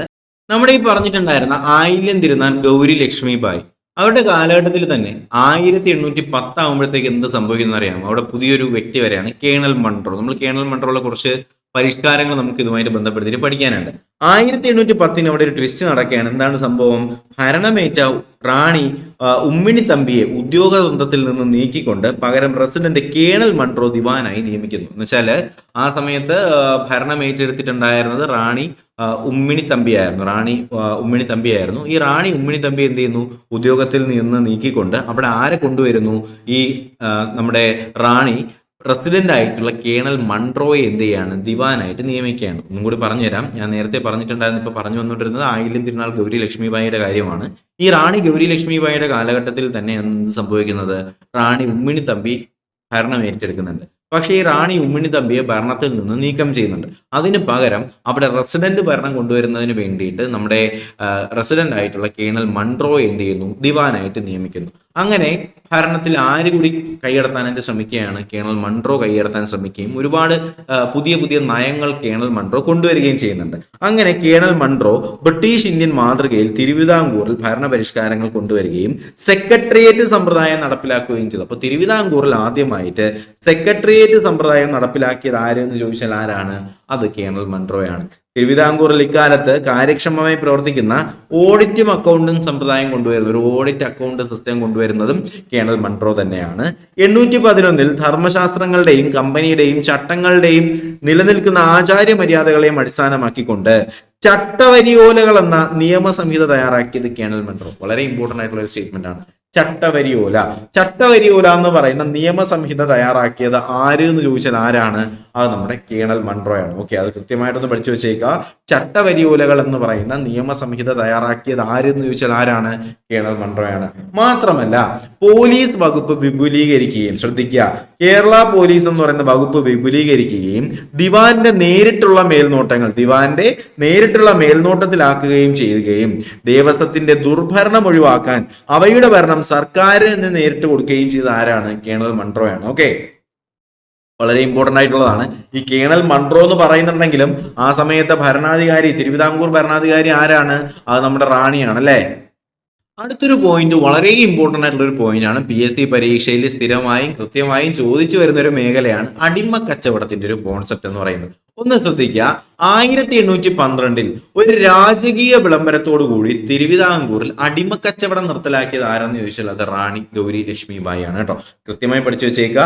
812 ഒരു രാജകീയ വിളംബരത്തോടു കൂടി തിരുവിതാംകൂറിൽ അടിമക്കച്ചവടം നിർത്തലാക്കിയത് ആരെന്ന് ചോദിച്ചാൽ റാണി ഗൗരി ലക്ഷ്മിഭായ് ആണെന്നുള്ള കാര്യം ഒന്ന് മനസ്സിലാക്കി വെച്ചേക്കുക. 1812 1812 ഒരു രാജകീയ വിളംബരത്തോടു കൂടി തിരുവിതാംകൂറിൽ അടിമക്കച്ചവടം നിർത്തലാക്കിയത് ആരാണ്? അത് റാണി ഗൗരി ലക്ഷ്മിഭായ്. പലതവണ സ്റ്റേറ്റ്മെന്റുകളായിട്ട് ചോദിച്ചതാണ്, ഇനി നിങ്ങൾ തെറ്റിക്കരുത്. ഇനിയുള്ളതാണ് പത്മനാഭപുരം, ആലുവ, വൈക്കം, തിരുവനന്തപുരം, മാവേലിക്കര എന്നിവിടങ്ങളിൽ ജില്ലാ കോടതികൾ സ്ഥാപിക്കുകയും തിരുവനന്തപുരത്ത് അപ്പീൽ കോടതി സ്ഥാപിക്കുകയും ചെയ്തത് ആരാണ്? റാണി ഗൗരി ലക്ഷ്മിഭായ് ആണെന്നുള്ള കാര്യം മനസ്സിലാക്കുക. വളരെ പ്രധാനപ്പെട്ട ഒരു പോയിന്റ് ആണ്. എന്തൊക്കെയാണ്? പത്മനാഭപുരം, ആലുവ, വൈക്കം, തിരുവനന്തപുരം, മാവേലിക്കര എന്നിവിടങ്ങളിൽ ജില്ലാ കോടതികൾ സ്ഥാപിക്കുകയും തിരുവനന്തപുരത്ത് എന്ത് ചെയ്യുന്നു? ഒരു അപ്പീൽ കോടതി സ്ഥാപിക്കുകയും ചെയ്യുന്ന ആരാണ്? നമ്മുടെ റാണി ഗൗരി ലക്ഷ്മിഭായ് ആണെന്നുള്ള കാര്യം ഒന്ന് മനസ്സിലാക്കുക. കൂടാതെ തന്നെ വേലുത്തമ്പി ദളവയ്ക്ക് ശേഷം നമ്മുടെ ഉമ്മിണിത്തമ്പി ഒരു തരത്തിലുള്ള കാവൽ സമ്പ്രദായം ഏർപ്പെടുത്തി. ഓക്കെ, വേലുത്തമ്പിക്ക് ദളവയ്ക്ക് ശേഷം ഉമ്മിണിത്തമ്പി ഒരു തരത്തിലുള്ള കാവൽ സമ്പ്രദായം ഏർപ്പെടുത്തി. തിരുവിതാംകൂറിലെ ഒരു പ്രധാനപ്പെട്ട തുറമുഖം എന്ന നിലയിൽ വിഴിഞ്ഞത്തെ മാറ്റിയെടുക്കാൻ ഒരു പദ്ധതി ആവിഷ്കരിച്ച ഉമ്മിണിത്തമ്പി പ്രയോജനപരമായിട്ടുള്ള നിരവധി പരിഷ്കാരങ്ങൾ കൊണ്ടുവന്നെങ്കിലും ജനങ്ങൾക്ക് വലിയ താല്പര്യമില്ലായിരുന്നു. ഉമ്മിണിത്തമ്പി എന്ത് ചെയ്യുന്നു? ഈ നമ്മുടെ വിഴിഞ്ഞം തുറമുഖത്തിന്റെ ഒരു സെറ്റപ്പ് ഒക്കെ റെഡിയാക്കി എടുക്കാനായിട്ട് ഉമ്മിണിത്തമ്പി കുറച്ചൊക്കെ ശ്രമിക്കുന്നുണ്ട്. പക്ഷേ ജനങ്ങൾക്ക് വലിയ താല്പര്യം ഇല്ലാത്തൊരു വ്യക്തിയായിരുന്നു ആര്? ഉമ്മിണിത്തമ്പി. തിരുവനന്തപുരത്തും നെയ്യാറ്റിൻകരയ്ക്കും ഇടയിലുള്ള കാടുള്ള പ്രദേശം വെട്ടിത്തെളിച്ച് അവിടെ നെയ്ത്തുകാരെ പാർപ്പിക്കുകയും കാലക്രമേണ ആ പ്രദേശം വികസിപ്പിച്ച് ബാലരാമവർമ്മ രാജാവിന്റെ സ്മരണാർത്ഥം ബാലരാമപുരമായി മാറുകയും ചെയ്തു. ബാലരാമപുരം അറിയാത്ത ആരെങ്കിലും ഉണ്ടോ? എങ്ങനെയാണ് ഈ ബാലരാമപുരം വന്നത്? അതാണ് നമ്മൾ പറഞ്ഞത്. തിരുവനന്തപുരത്തിനും നെയ്യാറ്റിൻകരയ്ക്കും ഇടയ്ക്കുള്ള കുറച്ച് കാടുള്ള നല്ല കാട്, ഇന്നും കാട്ടുപ്രദേശം തന്നെയാണ്. ആ ഒരു ഫോറസ്റ്റ് ഏരിയ എന്ത് ചെയ്തു? വെട്ടിത്തളിച്ച് അവിടെ നെയ്ത്തുകാരെ, അല്ലെ, നമുക്കറിയാം നമ്മുടെ തിരുവനന്തപുരത്തിന്റെ, പ്രത്യേകിച്ച് കേരളത്തിന്റെ നെയ്ത്ത് പട്ടണം എന്നറിയപ്പെടുന്ന ഏതാണ്? ബാലരാമപുരം തന്നെയാണ്. അപ്പോൾ അവിടെ നെയ്ത്തുകാരെ പാർപ്പിക്കുകയും കാലക്രമേണ എന്ത് ചെയ്യുന്നു? ആ പ്രദേശം വികസിച്ച് ബാലരാമവർമ്മയുടെ രാജാവിന്റെ സ്മരണാർത്ഥം എന്ത് ചെയ്യുന്നു? അത് ബാലരാമപുരമായി മാറുകയും ചെയ്യുന്നുണ്ട്. ഓക്കെ, കേരളത്തിന്റെ നെയ്ത്തു പട്ടണമാണ് ഏതെന്ന് പറയുന്നത്? ബാലരാമപുരം. തിരുവിതാംകൂർ ചരിത്രത്തിലെ ഏറ്റവും അശക്തനായ ഭരണാധികാരി എന്നറിയപ്പെട്ടതും ആരെയാണ്? ബാലരാമവർമ്മ രാജാവിന്റെ കാലത്തെയാണ് തിരുവിതാംകൂർ പൂർണ്ണമായും ബ്രിട്ടീഷ് അധീനതയിലായിരുന്നു. ഞാൻ നേരത്തെ പറഞ്ഞില്ലേ, ഒട്ടും കഴിവില്ലാത്തൊരു മനുഷ്യനായിരുന്നു ആര്? ബാലരാമവർമ്മ. അദ്ദേഹത്തിന്റെ കാലഘട്ടത്തിലാണ് എന്ത് ചെയ്യുന്നത്? തിരുവിതാംകൂർ കംപ്ലീറ്റ് ആയിട്ട് ബ്രിട്ടീഷുകാരുടെ കയ്യിലാവുന്നത്, അല്ലെ.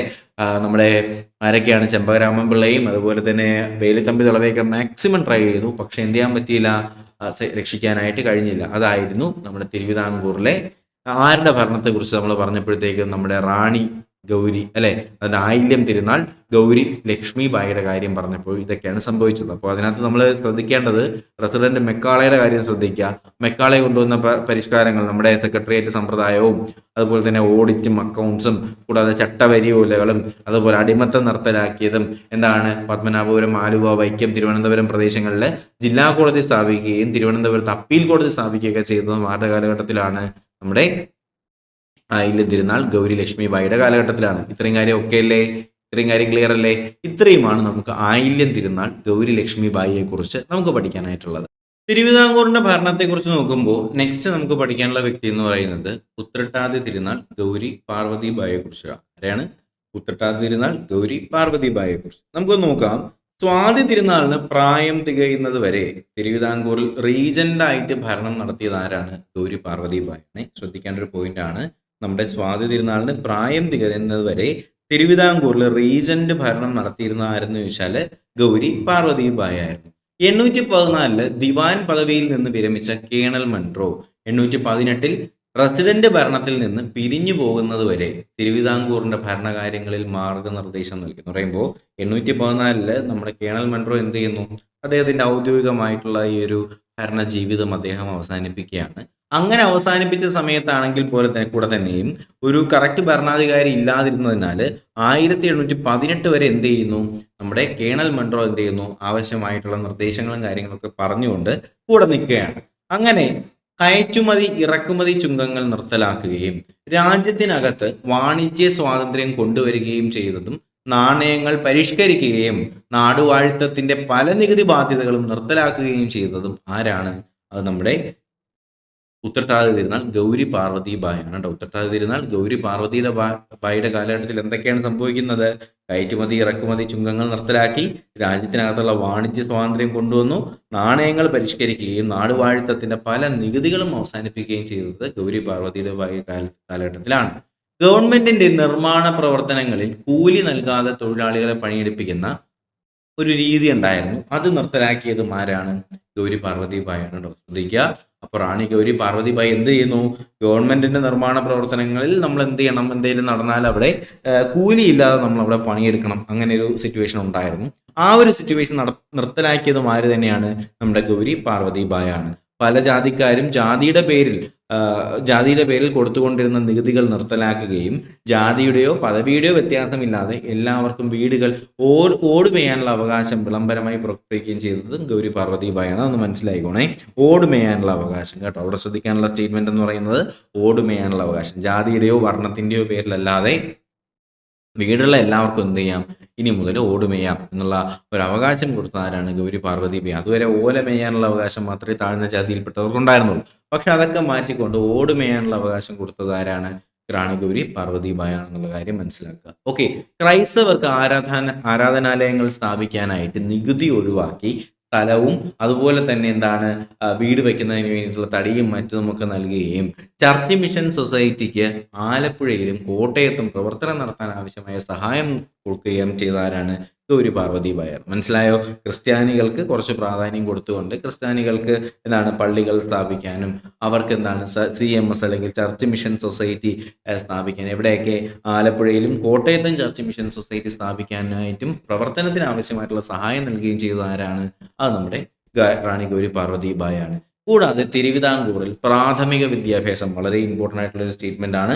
തിരുവിതാംകൂറിൽ പ്രാഥമിക വിദ്യാഭ്യാസം നിർബന്ധമാക്കുകയും ആലപ്പുഴയിലും കോട്ടയത്തും പെൺപള്ളിക്കൂടങ്ങൾ സ്ഥാപിക്കുകയും ചെയ്ത ആരാണ്? അത് നമ്മുടെ റാണി ഗൗരി പാർവതിബായാണ്. ഒന്ന് മനസ്സിലാക്കണേ, വളരെ പ്രധാനപ്പെട്ട ഒരു സ്റ്റേറ്റ്മെന്റ് ആണ് നമ്മളിപ്പോൾ പറഞ്ഞിട്ടുണ്ടായിരുന്നത്. നമ്മൾ പറയുന്നത് റാണി ഗൗരി പാർവതിബായിയെ കുറിച്ചിട്ടാണ്.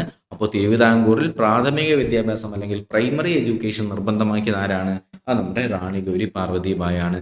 കൂടാതെ ആലപ്പുഴയിലും കോട്ടയത്തും പെൺപള്ളിക്കൂടങ്ങൾ സ്ഥാപിക്കാനായിട്ട് തീരുമാനമെടുത്തതും ആര് തന്നെയാണ്? റാണി ഗൗരി പാർവതിബായാണ്. കൊല്ലം ജില്ലയിലെ കല്ലടയിലുള്ള മൺട്രോ തുരുത്ത് സുറിയാനി ക്രിസ്ത്യാനികൾക്കിടയിൽ വിദ്യാഭ്യാസം പ്രചരിപ്പിക്കുന്നതിനായിട്ട് ചർച്ച് മിഷൻ സൊസൈറ്റിക്ക് വിട്ടുകൊടുത്തത് റാണി ഗൗരി പാർവതിബായാണ്. എന്ന് വെച്ചാൽ ഈ ക്രിസ്ത്യാനികൾക്ക് കുറച്ച് ഇമ്പോർട്ടൻസ് കൊടുത്തുകൊണ്ട് അവരുടെ ഒരു ഡെവലപ്മെന്റിന് വേണ്ടി പ്രവർത്തിച്ചത് ആര് തന്നെയാണ്? റാണി ഗൗരി പാർവതിബായാണ്. അതാണ് പറയുന്നത് കൊല്ലം ജില്ലയിലെ കല്ലടയിലെ മൺട്രോ തുരുത്തില് സുറിയാനി ക്രിസ്ത്യാനികൾക്കുള്ള വിദ്യാഭ്യാസം പ്രചരിപ്പിക്കുന്നതിനായിട്ട് ചർച്ച് മിഷൻ സൊസൈറ്റിക്ക് എന്ത് ചെയ്തു? അത് വിട്ടുകൊടുത്തു. അത് ആര് വിട്ടുകൊടുത്തു? റാണി ഗൗരി പാർവതിബായി വിട്ടുകൊടുത്തിട്ടുണ്ടായിരുന്നു. CMS കോളേജും CMS പ്രസ്സും കോട്ടയത്ത് ആരംഭിക്കുന്നത് റാണിയുടെ ഭരണകാലത്തിലാണ്. വളരെ ഇമ്പോർട്ടൻ്റ് ആയിട്ടുള്ള സ്റ്റേറ്റ്മെന്റ് ആണ്. CMS കോളേജും CMS പ്രസ്സും എവിടെയാണ്? കോട്ടയത്ത് ആരംഭിക്കുന്നത് റാണിയുടെ കാലഘട്ടത്തിലാണ്. മാത്രമല്ല ജലഗതാഗതം മെച്ചപ്പെടുത്തുന്നതിനായിട്ട് തിരുവനന്തപുരത്തും കഠിനംകുളത്തെയും ബന്ധിപ്പിച്ചുകൊണ്ട് എന്താണ് തോടും പാർവതി പുത്തനാറും പണി കഴിപ്പിച്ചതും ഈ കാലഘട്ടത്തിലാണ് കേട്ടോ. എന്ന് വെച്ചാൽ ജലഗതാഗതം, നമ്മുടെ വാട്ടർ ട്രാൻസ്പോർട്ടേഷൻ മെച്ചപ്പെടുത്തുന്നതിന് വേണ്ടിയിട്ട് എന്ത് ചെയ്യുന്നു? തിരുവനന്തപുരത്തെയും കഠിനംകുളത്തെയും ബന്ധിപ്പിച്ചുകൊണ്ട് പാർവതി പുത്തനാറ്, ഒരു തോടും അതുമായിട്ട് ബന്ധപ്പെടുത്തിയിട്ട് പാർവതി പുത്തനാറും പണി കഴിപ്പിച്ചതും ഈ ഒരു കാലഘട്ടത്തിലാണെന്നുള്ള കാര്യം ഒന്ന് മനസ്സിലാക്കുക. പാർവതി പുത്തനാറ് ഏത് ഭരണാധികാരിയുടെ കാലഘട്ടത്തിലാണ്? നമ്മുടെ റാണി ഗൗരി പാർവതിബായി അല്ലേ? അപ്പോൾ ഉത്രട്ടാതി തിരുനാൾ ഗൗരി പാർവതിബായിയുടെ കാലഘട്ടത്തിലാണ് എന്ത് വരുന്നത്? നമ്മുടെ പാർവതി പുത്തനാർ. നമ്മുടെ ഈയിടയ്ക്കല്ല, കുറച്ചു കാലം മുമ്പ് ഒരു സ്കൂൾ ബസ് ഈ പാർവതി പുത്തനാറിന്റെ ഒരു സേഫ്റ്റി ഒന്നും നോക്കാതെ വണ്ടി ഓടിച്ച് നേരെ സ്കൂൾ ബസ്സൊക്കെ അതിനകത്തേക്ക് മറിഞ്ഞു. ഒരുപാട് വിദ്യാർത്ഥികൾക്ക് മരിച്ച സിറ്റുവേഷൻ ഒക്കെ ഉണ്ടായിരുന്നു അല്ലെ? അപ്പോൾ ഈ ഒരു പാർവതി പുത്തനാർ തന്നെയാണ് ഇതെന്ന് പറയുന്നത്. ഓക്കെ, അപ്പോൾ സ്ഥാപനങ്ങൾ കൊല്ലത്ത് നിന്നും തിരുവനന്തപുരത്തേക്ക് മാറ്റി. പ്രധാനപ്പെട്ട സ്ഥാപനങ്ങളൊക്കെ കൊല്ലത്ത് നിന്ന് ഇങ്ങോട്ടേക്ക് മാറ്റി, തിരുവനന്തപുരത്തേക്ക് മാറ്റി. തിരുവനന്തപുരത്തെ പൂർണ്ണമായ അവസ്ഥയിൽ തിരുവിതാംകൂറിന്റെ തലസ്ഥാനമാക്കി മാറ്റി. ശ്രദ്ധിക്കുക, തിരുവനന്തപുരത്തെ എന്ത് ചെയ്യുന്നു? കംപ്ലീറ്റ് ആയിട്ട് തിരുവിതാംകൂറിന്റെ തലസ്ഥാനമാക്കി മാറ്റുന്നുണ്ട്. മാത്രമല്ല തിരുവിതാംകൂറിൽ ഇംഗ്ലീഷ് വിദ്യാഭ്യാസത്തിന് തുടക്കം കുറിച്ചു. 1934 തിരുവനന്തപുരത്ത് ആരംഭിച്ച ഇംഗ്ലീഷ് സ്കൂള് 36 രാജാസ് പ്രീ സ്കൂളാക്കി മാറ്റി. ഓക്കെ, ശ്രദ്ധിക്കുക. അപ്പൊ എഡ്യൂക്കേഷന് പ്രാധാന്യം കൊടുത്തത് റാണി ഗൗരി പാർവതിബായാണ് കേട്ടോ. അങ്ങനെ തിരുവിതാംകൂറിലെ ഇംഗ്ലീഷ് വിദ്യാഭ്യാസത്തിന് തുടക്കം കുറിക്കുകയും മാത്രമല്ല 34 തിരുവിതാംകൂറിൽ ആരംഭിച്ച ഇംഗ്ലീഷ് സ്കൂളിന് എന്ത് ചെയ്യുന്നു? 36 ആയപ്പോഴത്തേക്കും രാജാസ് പ്രീ സ്കൂൾ എന്ന് പേര് മാറ്റുകയും ചെയ്തതും ആര് തന്നെയാണ്? റാണി ഗൗരി പാർവതിബായാണ്. ഓക്കെ, ഇനി നമുക്കുള്ളതാണ് സ്വാതി തിരുനാൾ രാമവർമ്മ. നിങ്ങൾക്കറിയായിരിക്കും ഈ ഒരു മനുഷ്യനെ നിങ്ങൾ പല ഫോട്ടോസിലും പല ജ്വല്ലറിയുടെ ഫോട്ടോസിലും ഒക്കെ കണ്ടിട്ടുണ്ടാവും. ഇദ്ദേഹമാണ് സ്വാതി തിരുനാൾ രാമവർമ്മ. 1829 മുതൽ 1846 വരെ തിരുവിതാംകൂർ ഭരിച്ചിരുന്ന ആരാണ്? സ്വാതി തിരുനാൾ രാമവർമ്മയാണ്. നമുക്ക് അദ്ദേഹത്തിന്റെ കാര്യങ്ങൾ നോക്കാം. സ്വാതി തിരുനാളിന്റെ ഭരണകാലത്തെ ആധുനിക തിരുവിതാംകൂറിന്റെ സുവർണ കാലഘട്ടം പഠിച്ചു വെച്ചേക്കാം. ആധുനിക തിരുവിതാംകൂറിന്റെ സുവർണ കാലഘട്ടം എന്നറിയപ്പെട്ടിരുന്നത് ആരുടെ കാലഘട്ടത്തെയാണ്? സ്വാതി തിരുനാളിന്റെ കാലഘട്ടത്തെയാണ്. അതുപോലെ ഇദ്ദേഹത്തെ അറിയപ്പെടുന്ന ഒരു പേരുണ്ട് ഗർഭശ്രീമാൻ. അതുപോലെ ദക്ഷിണ ഭോജൻ, രാജാക്കന്മാരിലെ സംഗീതജ്ഞന്മാരിലെ രാജാവ് എന്നിങ്ങനെയൊക്കെ അറിയപ്പെട്ടിരുന്ന ആരെയാണ്? നമ്മുടെ സ്വാതി തിരുനാളിനെയാണ്. വളരെ ഇമ്പോർട്ടൻ്റ് ആണ്. അപ്പോൾ നമ്മുടെ ആധുനിക തിരുവിതാംകൂറിന്റെ സുവർണ കാലഘട്ടം എന്നറിയപ്പെടുന്നത് സ്വാതി തിരുനാളിന്റെ കാലഘട്ടത്തെയാണ്. ഗർഭശ്രീമാൻ എന്നറിയപ്പെടുന്നു, ദക്ഷിണഭോജൻ എന്നറിയപ്പെടുന്നു, രാജാക്കന്മാരിലെ സംഗീതജ്ഞന്മാരിലെ രാജാവ് എന്നൊക്കെ അറിയപ്പെടുന്ന ആരെയാണ്? സ്വാതി തിരുനാൾ. ഇദ്ദേഹമാണ് നമ്മുടെ Thiruvananthapuram തൈക്കാടിലെ Swathi Thirunal arts music college ഒക്കെ കൊണ്ടുവരുന്ന ഇദ്ദേഹമാണ് കേട്ടോ. അതുപോലെ തന്നെ ആധുനിക തിരുവിതാംകൂറിലെ ആദ്യത്തെ വനിതാ ഭരണാധികാരിയായ റാണി ഗൗരി ലക്ഷ്മി ബായിയുടെ മകനാണ് ആരെന്ന് പറയുന്നത്? സ്വാതി തിരുനാൾ കേട്ടോ. ഓക്കെ, ശ്രദ്ധിക്കുക. ആധുനിക തിരുവിതാംകൂറിലെ ആദ്യത്തെ വനിതാ ഭരണാധികാരി ആയിട്ടുണ്ടായിരുന്ന റാണി ഗൗരി ലക്ഷ്മി ബായിയുടെ മകനാണ് ആര്? സ്വാതി തിരുനാൾ. ഈ റാണി ഗൗരി ലക്ഷ്മി ബായി ഭരിച്ചുകൊണ്ടിരുന്ന കാലഘട്ടത്തിൽ തന്നെ പ്രഗ്നന്റ് ആവുകയും വയറ്റിൽ വെച്ചതിന് എന്ത് ചെയ്യുന്നു? കുഞ്ഞിനെ രാജാവാണ് എന്നുള്ള കാര്യം ഉറപ്പിക്കുകയും അദ്ദേഹത്തിന് വയറ്റിൽ വെച്ച് തന്നെ പട്ടാഭിഷേകം ചെയ്യുന്ന എന്ന് വെച്ചാൽ അമ്മയെ വെച്ച് മകന് പട്ടാഭിഷേകം ചെയ്യുന്ന ഒരു സെറ്റപ്പ് ഒക്കെ ഉണ്ടായിരുന്നു. അങ്ങനെയാണ് എന്ത് ചെയ്യുന്നത്, ഇദ്ദേഹത്തിന് ഗർഭശ്രീമാൻ എന്ന് പറയുന്ന ആ ഒരു പേര് കിട്ടുന്നത് ഈ രീതിയിലാണ്. മനസ്സിലായില്ലേ? ഓക്കെ അല്ലേ? എന്ന് വെച്ചാൽ വെറുതെ അല്ല അദ്ദേഹത്തിന് ആ ഒരു പേര് കിട്ടുന്നത്, ഈ ഒരു രീതിയിലാണ് എന്ത് കിട്ടുന്നത്, അദ്ദേഹത്തിന് സ്വാതി തിരുനാളിനെ എന്ത് വിളിക്കുന്നത്, ഗർഭശ്രീമാൻ എന്നും ദക്ഷിണ ഭോജൻ എന്നൊക്കെ വിളിക്കുന്ന ആ ഒരു കാര്യം കൊണ്ടാണ്. മാത്രമല്ല ഇദ്ദേഹത്തിന് മ്യൂസിക് അല്ലെങ്കിൽ പാട്ടിലൊക്കെ ഭയങ്കര ക്രേസ് ആയിരുന്നു. അതുകൊണ്ടാണ് ഇദ്ദേഹത്തെ എന്ത് വിളിക്കുന്നത്, രാജാക്കന്മാരിലെ സംഗീതജ്ഞൻ എന്നും സംഗീതജ്ഞന്മാരിലെ രാജാവ് എന്നും ഒക്കെ അദ്ദേഹത്തിന് അതുകൊണ്ടാണ് അറിയപ്പെട്ടിരുന്നത്. ഓക്കെ അല്ലേ? ഓക്കെ അല്ലേ? അപ്പോൾ ഇദ്ദേഹം നമ്മുടെ ഗൗരി ലക്ഷ്മിബായിയുടെയും ചങ്ങനാശ്ശേരിയിലെ രാജരാജവർമ്മ കോയി തമ്പുരാന്റെയും മകനായിട്ടാണ് എന്ത് ചെയ്യുന്നത്, ഇദ്ദേഹം ജനിക്കുന്നത്. 1813 സ്വാതി തിരുനാൾ ജനിക്കുന്നത്. അദ്ദേഹം ഭരണമേൽക്കുമ്പോൾ ആരായിരുന്നു, വെങ്കടറാവുമായിരുന്നു തിരുവിതാംകൂറിലെ ദിവാൻ കേട്ടോ. എന്ന് വെച്ചാൽ നമ്മുടെ സ്വാതി തിരുനാൾ ഭരണമേൽക്കുന്ന സമയത്ത് വെങ്കടറാവു ആയിരുന്നു എന്ത്, നമ്മുടെ തിരുവിതാംകൂറിലെ ദിവാൻ എന്ന് പറയുന്നത്. പിന്നീട് സ്വാതി തിരുനാളിന്റെ അധ്യാപകനായിരുന്ന സുബ്ബറാവു ദിവാനായി ചുമതലയേക്കുന്നുണ്ട്. ഓക്കെ, അദ്ദേഹത്തിന് ശേഷം സുബ്ബറാവു എന്ത് ചെയ്യുന്നുണ്ട്, ദിവാനായിട്ട് ചുമതലയേക്കുന്നുണ്ട്. ഈ ദിവാന്മാരെ നമുക്ക് വലിയ ആവശ്യമുള്ള ആൾക്കാരല്ല, പക്ഷെ ഒന്ന് മനസ്സിലാക്കിയിരിക്കാൻ വേണ്ടി പറഞ്ഞു എന്നേ ഉള്ളൂ. ഓക്കെ, അപ്പോ എന്താണ് ആധുനിക തിരുവിതാംകൂറിന്റെ സുവർണ കാലഘട്ടം, ഗർഭശ്രീമാൻ, ദക്ഷിണ ഭോജൻ, രാജാക്കന്മാരിലെ സംഗീതജ്ഞന്മാരിലെ രാജാവ് എന്നൊക്കെ അറിയപ്പെടുന്നത് സ്വാതി തിരുനാളിനെയാണെന്ന് ഞാൻ പറഞ്ഞു. നമ്മുടെ ആദ്യത്തെ വനിതാ ഭരണാധികാരിയായിരുന്ന റാണി ഗൗരി ലക്ഷ്മിബായിയുടെ മകനാണ് ആര്, സ്വാതി തിരുനാൾ അല്ലെ. അതുപോലെ തന്നെ പെറ്റി സിവിൽ കേസുകൾ ശ്രദ്ധിക്കുക, പെറ്റി സിവിൽ കേസുകളും പോലീസ് കേസുകളും കേൾക്കാൻ മുൻസിഫ് കോടതികൾ സ്ഥാപിക്കുകയും ബ്രിട്ടീഷ് ഇന്ത്യയുടെ മാതൃകയിൽ നിയമസംഹിത ക്രോഡീകരിച്ച് 35 പ്രാബല്യത്തിൽ വരുത്തുകയും ചെയ്ത ആരാണ്, സ്വാതി തിരുനാളാണ്. ശ്രദ്ധിക്കുക, പെറ്റി കേസുകളും സിവിൽ കേസുകളും പോലീസ് കേസുകളും കേൾക്കാനായിട്ട് മുൻസിഫ് കോടതി സ്ഥാപിച്ചത് ആരാണ്, നമ്മുടെ സ്വാതി തിരുനാളാണ്. മാത്രമല്ല കള്ളം കണ്ടുപിടിക്കുന്നതിനായി തിളച്ച എണ്ണയിൽ കൈമുക്കുന്ന ശുചീന്ദ്രൻ കൈമുക്ക് നിർത്തലാക്കിയത് ഇദ്ദേഹത്തിന്റെ ഭരണകാലഘട്ടത്തിലാണ്. എന്ന് വെച്ചാൽ അത് വേറെ ഒന്നുമല്ല, ഒരു കുടം ഉണ്ടാവും, ആ കുടത്തില് എണ്ണ ഇങ്ങനെ ഇട്ട് തിളപ്പിക്കും. ഓക്കെ, എണ്ണ ഇങ്ങനെ ഇട്ട് തിളപ്പിക്കും, കാണാൻ കഴിയുന്നുണ്ടല്ലോ, എണ്ണ ഇങ്ങനെ ഇട്ട് തിളപ്പിക്കും. ഈ തിളപ്പിച്ച എണ്ണയ്ക്കകത്ത് ചിലപ്പോൾ ഒരു താക്കോലോ അല്ലെങ്കിൽ ഇരുമ്പ് കഷ്ണം എന്തെങ്കിലും ഇട്ടേക്കും. അങ്ങനെ ഈ തിളച്ച എണ്ണയ്ക്കകത്ത് എന്ത് ചെയ്യണം, കൈ ഇട്ടിട്ട് ഈ താക്കോൽ എടുക്കണം. ആ സമയത്ത് താക്കോൽ എടുക്കുമ്പോൾ കൈ പൊള്ളിയില്ല എന്നുണ്ടെങ്കിൽ അവൻ കള്ളം ചെയ്തില്ല എന്നാണ് അർത്ഥം. എന്നുവെച്ചാൽ തിളച്ച എണ്ണയിൽ കൈ മുക്കുമ്പോൾ കൈ പൊള്ളിയില്ലെങ്കിൽ അർത്ഥം ഈ കള്ളം ചെയ്തില്ല എന്നാണ്, കൈ പൊള്ളിയാൽ കള്ളം ചെയ്തു എന്നാണ് അർത്ഥം. നടക്കുന്ന കാര്യമാണോ, പ്രാക്ടിക്കൽ ആയിട്ടുള്ള കാര്യമല്ലോ ആണോ? അല്ല, ഇതിനെയാണ് ശുചീന്ദ്രൻ കൈമുക്ക എന്ന് പറഞ്ഞത്. എണ്ണയോ നെയ്യോ ഒക്കെ ആയിട്ടാണ് തിളപ്പിക്കുന്നത്. ഓക്കെ, അപ്പൊ ഈ പറയുന്ന ശുചീന്ദ്രൻ കൈമുക്ക് എന്ത് ചെയ്യുന്നു, നിർത്തലാക്കിയത് സ്വാതി തിരുനാൾ. അത്യാവശ്യം വിവരം വിദ്യാഭ്യാസമുള്ള മനുഷ്യനായതുകൊണ്ട് എന്ത് ചെയ്യുന്നു, ഈ പറയുന്ന ശുചീന്ദ്രൻ കൈമുക്ക് അദ്ദേഹം നിർത്തലാക്കുകയാണ് ചെയ്യുന്നത്. സ്വാതി തിരുനാളിനെ കുറിച്ച് സംസാരിക്കുമ്പോഴത്തേക്കും നമുക്ക് കുറച്ച് എക്സ്ട്രാ പോയിന്റുകൾ കൂടി നമ്മുടെ സ്വാതി തിരുനാളിനെ കുറിച്ച് പറയാനായിട്ടുണ്ട്. അതിലെ ഏറ്റവും പ്രധാനപ്പെട്ട ഒരു പോയിന്റ് എന്ന് പറയുന്നത് നമ്മുടെ തിരുവനന്തപുരത്ത് ഗവൺമെന്റ് പ്രസ്, നക്ഷത്ര ബംഗ്ലാവ്, ധർമാശുപത്രി എന്നിവ ആരംഭിച്ചത് ആരാണ്, സ്വാതി തിരുനാളാണ്. ശ്രദ്ധിക്കുക, തിരുവനന്തപുരത്തിൽ എന്തൊക്കെ ആരംഭിച്ചു, ഗവൺമെന്റ് പ്രസ്, നക്ഷത്ര ബംഗ്ലാവ്, ധർമാശുപത്രി എന്നിവ സ്ഥാപിച്ചത് ആരാണ്, സ്വാതി തിരുനാളാണ്. മാത്രമല്ല നിർമ്മാണ പ്രവർത്തികൾ കാര്യക്ഷമമാക്കാനായിട്ട് ഒരു എഞ്ചിനീയറിംഗ് വകുപ്പും നഞ്ചിനാട്ടെ ജലസേചന സൗകര്യങ്ങൾ നോക്കാനായിട്ട് ജലസേചന മരാമത്ത് വകുപ്പും സ്ഥാപിച്ചത് ആരാണ്, സ്വാതി തിരുനാളാണ് കേട്ടോ. ഇത് ശ്രദ്ധിക്കേണ്ട ഒരു പോയിന്റ് ആണ്, നമ്മുടെ സ്വാതി തിരുനാളുമായി ബന്ധപ്പെട്ട് ശ്രദ്ധിക്കേണ്ടതാണ്. തിരുവനന്തപുരത്ത് അദ്ദേഹം എന്ത് സ്ഥാപിക്കുന്നു, ഒരു ഗവൺമെന്റ് പ്രസ്, നക്ഷത്ര ബംഗ്ലാവ്, ധർമാശുപത്രി, പിന്നെ എഞ്ചിനീയറിംഗ് വർക്കുകൾക്ക് വേണ്ടിയിട്ട് ഒരു എഞ്ചിനീയറിംഗ് വകുപ്പ്, പൊതുമരാമത്ത് വകുപ്പ്, ജലസേചന വകുപ്പൊക്കെ ആരംഭിക്കുന്ന ആരാണ്, നമ്മുടെ സ്വാതി തിരുനാളാണ്. കൂടാതെ തിരുവിതാംകൂറിൽ ആദ്യമായിട്ട് ജനസംഖ്യാ കണക്കെടുപ്പ് നടത്തിയത് 1836 ആരുടെ കാലഘട്ടത്തിലാണ്, സ്വാതി തിരുനാളിന്റെ കാലഘട്ടത്തിലാണ്. ശ്രദ്ധിക്കേണ്ടതാണ്, തിരുവിതാംകൂറിൽ ആദ്യമായിട്ട് ഒരു ജനസംഖ്യാ കണക്കെടുപ്പ് നടക്കുന്നുണ്ട്. അത് ഏത് വർഷമാണ്, 1836 സ്വാതി തിരുനാളിന്റെ കാലഘട്ടത്തിലാണ് എന്നുള്ള കാര്യം മനസ്സിലാക്കുക. 1837 സ്വാതി തിരുനാളിന്റെ ഭരണകാലഘട്ടത്തിൽ വൈകുണ്ഠസ്വാമികളെ അറസ്റ്റ് ചെയ്ത് ശിങ്കാരത്തോപ്പ് ജയിലിൽ പാർപ്പിച്ചിട്ടുണ്ടായിരുന്നു. മറ്റൊരു നവോത്ഥാന നായകനായിട്ടുള്ള തൈക്കാടയ്യെ അദ്ദേഹം കൊട്ടാരത്തിലേക്ക് ക്ഷണിക്കുകയും ശിഷ്യത്വം സ്വീകരിക്കുകയും ചെയ്തു. അത് നിങ്ങൾ ശ്രദ്ധിക്കേണ്ടതാണ്. ഏത് രാജാവിന്റെ ഭരണകാലഘട്ടത്തിലാണ് വൈകുണ്ഠസ്വാമി എന്ന് പറയുന്ന നമ്മുടെ വളരെ പ്രധാനപ്പെട്ട നവോത്ഥാന നായകനെ ജയിലിൽ പാർപ്പിച്ചത്? ആ ജയിലിന്റെ പേരെന്താണ്, ശിങ്കാരത്തോപ്പ് ജയിൽ എന്നാണ് കേട്ടോ. അപ്പൊ ശിങ്കാരത്തോപ്പ് ജയിലിൽ ആരെ പാർപ്പിച്ചു, വൈകുണ്ഠസ്വാമികളെ പാർപ്പിക്കുന്നത് ആരാണെന്ന് ചോദിച്ചാൽ ആരാണ്, അത് സ്വാതി തിരുനാളിന്റെ ഭരണകാലഘട്ടത്തിൽ 1837 സ്റ്റേറ്റ്മെന്റ് ആയിട്ട് ചോദിച്ചിട്ടുള്ളതാണ്. മാത്രമല്ല വൈകുണ്ഠസ്വാമികളുമായി ഇദ്ദേഹം വലിയ അടുപ്പത്തിലല്ലായിരുന്നുവെങ്കിലും അദ്ദേഹം തൈക്കാടയ്യയുമായി നല്ല ബന്ധത്തിലായിരുന്നു. അദ്ദേഹത്തിന്റെ നിന്ന് ശിഷ്യത്വം സ്വീകരിക്കുകയും ചെയ്തു. ആരാണ്? സ്വാതി തിരുനാളാണ് കേട്ടോ. അപ്പൊ 837 സ്വാതി തിരുനാളിന്റെ ഭരണകാലഘട്ടത്തിൽ വൈകുണ്ഠ സ്വാമികളെ അറസ്റ്റ് ചെയ്ത് ശിങ്കാരത്തോപ്പ് ജയിലിൽ പാർപ്പിക്കുകയും നവോത്ഥാന നായകനായിട്ടുള്ള തൈക്കാടയെ അദ്ദേഹം എന്ത് ചെയ്യുകയും ചെയ്തു? കൊട്ടാരത്തിലേക്ക് ക്ഷണിക്കുകയും ചെയ്തു. ശിഷ്യത്വം സ്വീകരിച്ചു എന്നുള്ള കാര്യം ഒന്ന് മനസ്സിലാക്കുക. നീതിന്യായ വകുപ്പിന്റെ പുനഃസംഘടന ഇക്കാലത്ത് നടന്നു. അപ്പീൽ കോടതികൾ, ജില്ലാ കോടതികൾ, മുനിസിപ്പൽ കോടതികൾ എന്നിങ്ങനെ 3 തരത്തിലുള്ള നീതിന്യായ സമ്പ്രദായം കൊണ്ടുവന്നത് സ്വാതി തിരുനാൾ. വളരെ പ്രധാനപ്പെട്ട ഒരു പോയിന്റ് ആണ്. എന്താണ്? നീതിന്യായ വകുപ്പ് 3 തരംതിരിച്ചു. ഏതൊക്കെയാണ് അത്? അപ്പീൽ കോടതികളെന്നും ജില്ലാ കോടതികളെന്നും മുനിസിപ്പൽ കോടതികളെന്നും പറഞ്ഞ് 3 തരംതിരിച്ചത് ആരാണ് മക്കളെ? അത് നമ്മുടെ സ്വാതി തിരുനാളാണ് എന്നുള്ള കാര്യം ഒന്ന് മനസ്സിലാക്കി വെച്ചേക്കാം. സ്വാതി തിരുനാളാണ് കേട്ടോ. അതുപോലെ തന്നെ ഇന്ത്യൻ തപാൽ വകുപ്പിന്റെ സ്റ്റാമ്പിൽ ചിത്രീകരിക്കപ്പെട്ട ആദ്യത്തെ തിരുവിതാംകൂർ രാജാവാണ് ആര്? സ്വാതി തിരുനാൾ. വളരെ പ്രധാനപ്പെട്ട ഒരു സ്റ്റേറ്റ്മെന്റ് ക്വസ്റ്റൻ ആണ്.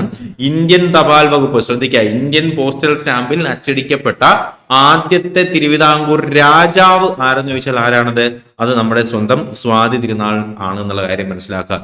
തിരുവിതാംകൂറിലെ ആദ്യത്തെ ഇംഗ്ലീഷ് മലയാളം കലണ്ടർ പുറത്തിറക്കിയതും ആരാണ്? തിരുവിതാംകൂർ സൈന്യത്തിന് നായർ ബ്രിഗേഡ് എന്ന് പറയുന്ന പേര് നൽകിയതും ആര് തന്നെയാണ്?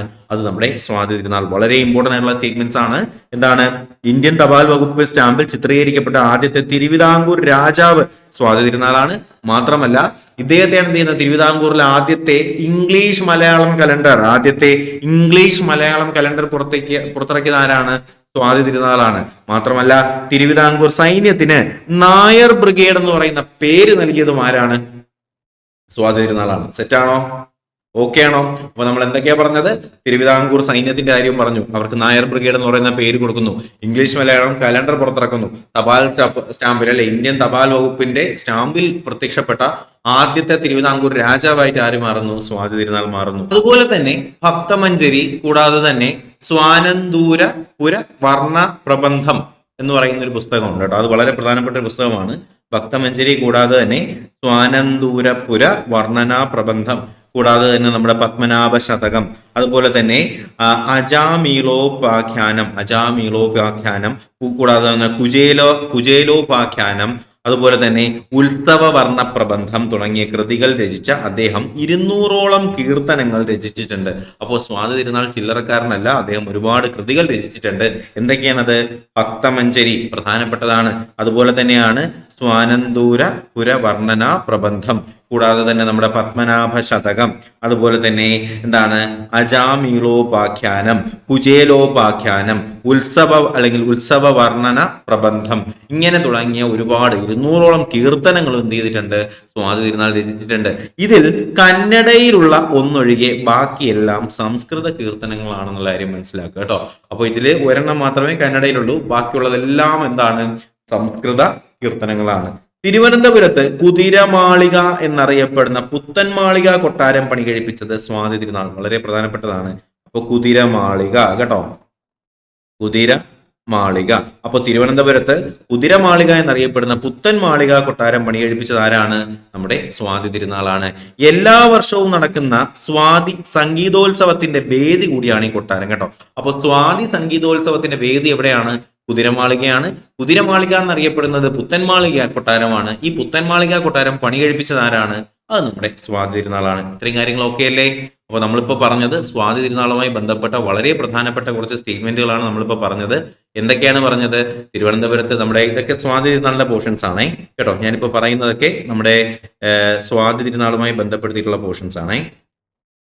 സ്വാതി തിരുനാൾ ഓക്കെ. അപ്പൊ സ്വാതി തിരുനാളുമായി ബന്ധപ്പെടുത്തിയിട്ടുള്ള കുറച്ച് സ്റ്റേറ്റ്മെന്റുകളാണ് പറയുന്നത്. എന്തൊക്കെയാണ് പറഞ്ഞത്? ഗവൺമെന്റ് പ്രസ് അല്ലേ, എവിടെയാണ്? തിരുവനന്തപുരത്ത് നമ്മുടെ ഗവൺമെന്റ് പ്രസ് സ്ഥാപിക്കുന്നുണ്ട്. നക്ഷത്ര ബംഗ്ലാവ്, ധർമാശുപത്രി, പിന്നെ എഞ്ചിനീയറിംഗ് വകുപ്പ്, ജലസേചന വകുപ്പ്, മരാമത്ത് വകുപ്പ്, കൂടാതെ തന്നെ വേറെ എന്ത് പറഞ്ഞു? തിരുവിതാംകൂറിൽ ആദ്യമായിട്ട് ജനസംഖ്യാ കണക്കെടുപ്പ് 1836 നടക്കുന്നു. 37 എന്ത് നടക്കുന്നു? വൈകുണ്ഠ സ്വാമികളെ ശിങ്കാരത്തോപ്പ് ജയിലിലാക്കുന്നു. അതേസമയം തന്നെ തൈക്കാടയുടെ ശിഷ്യത്വം അദ്ദേഹം സ്വീകരിക്കുന്നുണ്ട്. അതുപോലെ തന്നെ എന്താണ്? കോടതികൾ അല്ലെ, എന്താണ്? അപ്പീൽ കോടതികളെന്നും ജില്ലാ കോടതികളെന്നും മുനിസിപ്പൽ കോടതികളെന്നും പറഞ്ഞ് 3 തരംതിരിക്കുന്നുണ്ട്. ഇന്ത്യൻ തപാൽ വകുപ്പിന്റെ സ്റ്റാമ്പിൽ ചിത്രീകരിക്കപ്പെട്ട ആദ്യത്തെ തിരുവിതാംകൂർ രാജാവാണ് ആര്? സ്വാതി തിരുനാൾ. കൂടാതെ തന്നെ ഇദ്ദേഹം എന്ത് ചെയ്യുന്നു? ഇംഗ്ലീഷ് മലയാളം കലണ്ടർ പുറത്തിറക്കുകയും തിരുവിതാംകൂർ സൈന്യത്തിന് നായർ ബ്രിഗേഡ് എന്ന് പറയുന്ന പേര് കൊടുക്കുകയും ചെയ്തു. പിന്നെ എന്ത് പറഞ്ഞു? കുറച്ച് പുസ്തകങ്ങൾ അല്ലെ, ഭക്തമഞ്ജരി, അതുപോലെ തന്നെ സ്വാനന്തൂര ഒരു വർണ്ണനാ പ്രബന്ധം, പത്മനാഭ ശതകം, അതുപോലെ തന്നെ എന്താണ് അജാമേളോപാഖ്യാനം, കുചേലോപാഖ്യാനം, ഉത്സവ വർണ്ണ പ്രബന്ധം തുടങ്ങിയ കൃതികൾ രചിച്ചു. 200ഓളം കീർത്തനങ്ങൾ അദ്ദേഹം രചിച്ചിട്ടുണ്ട്.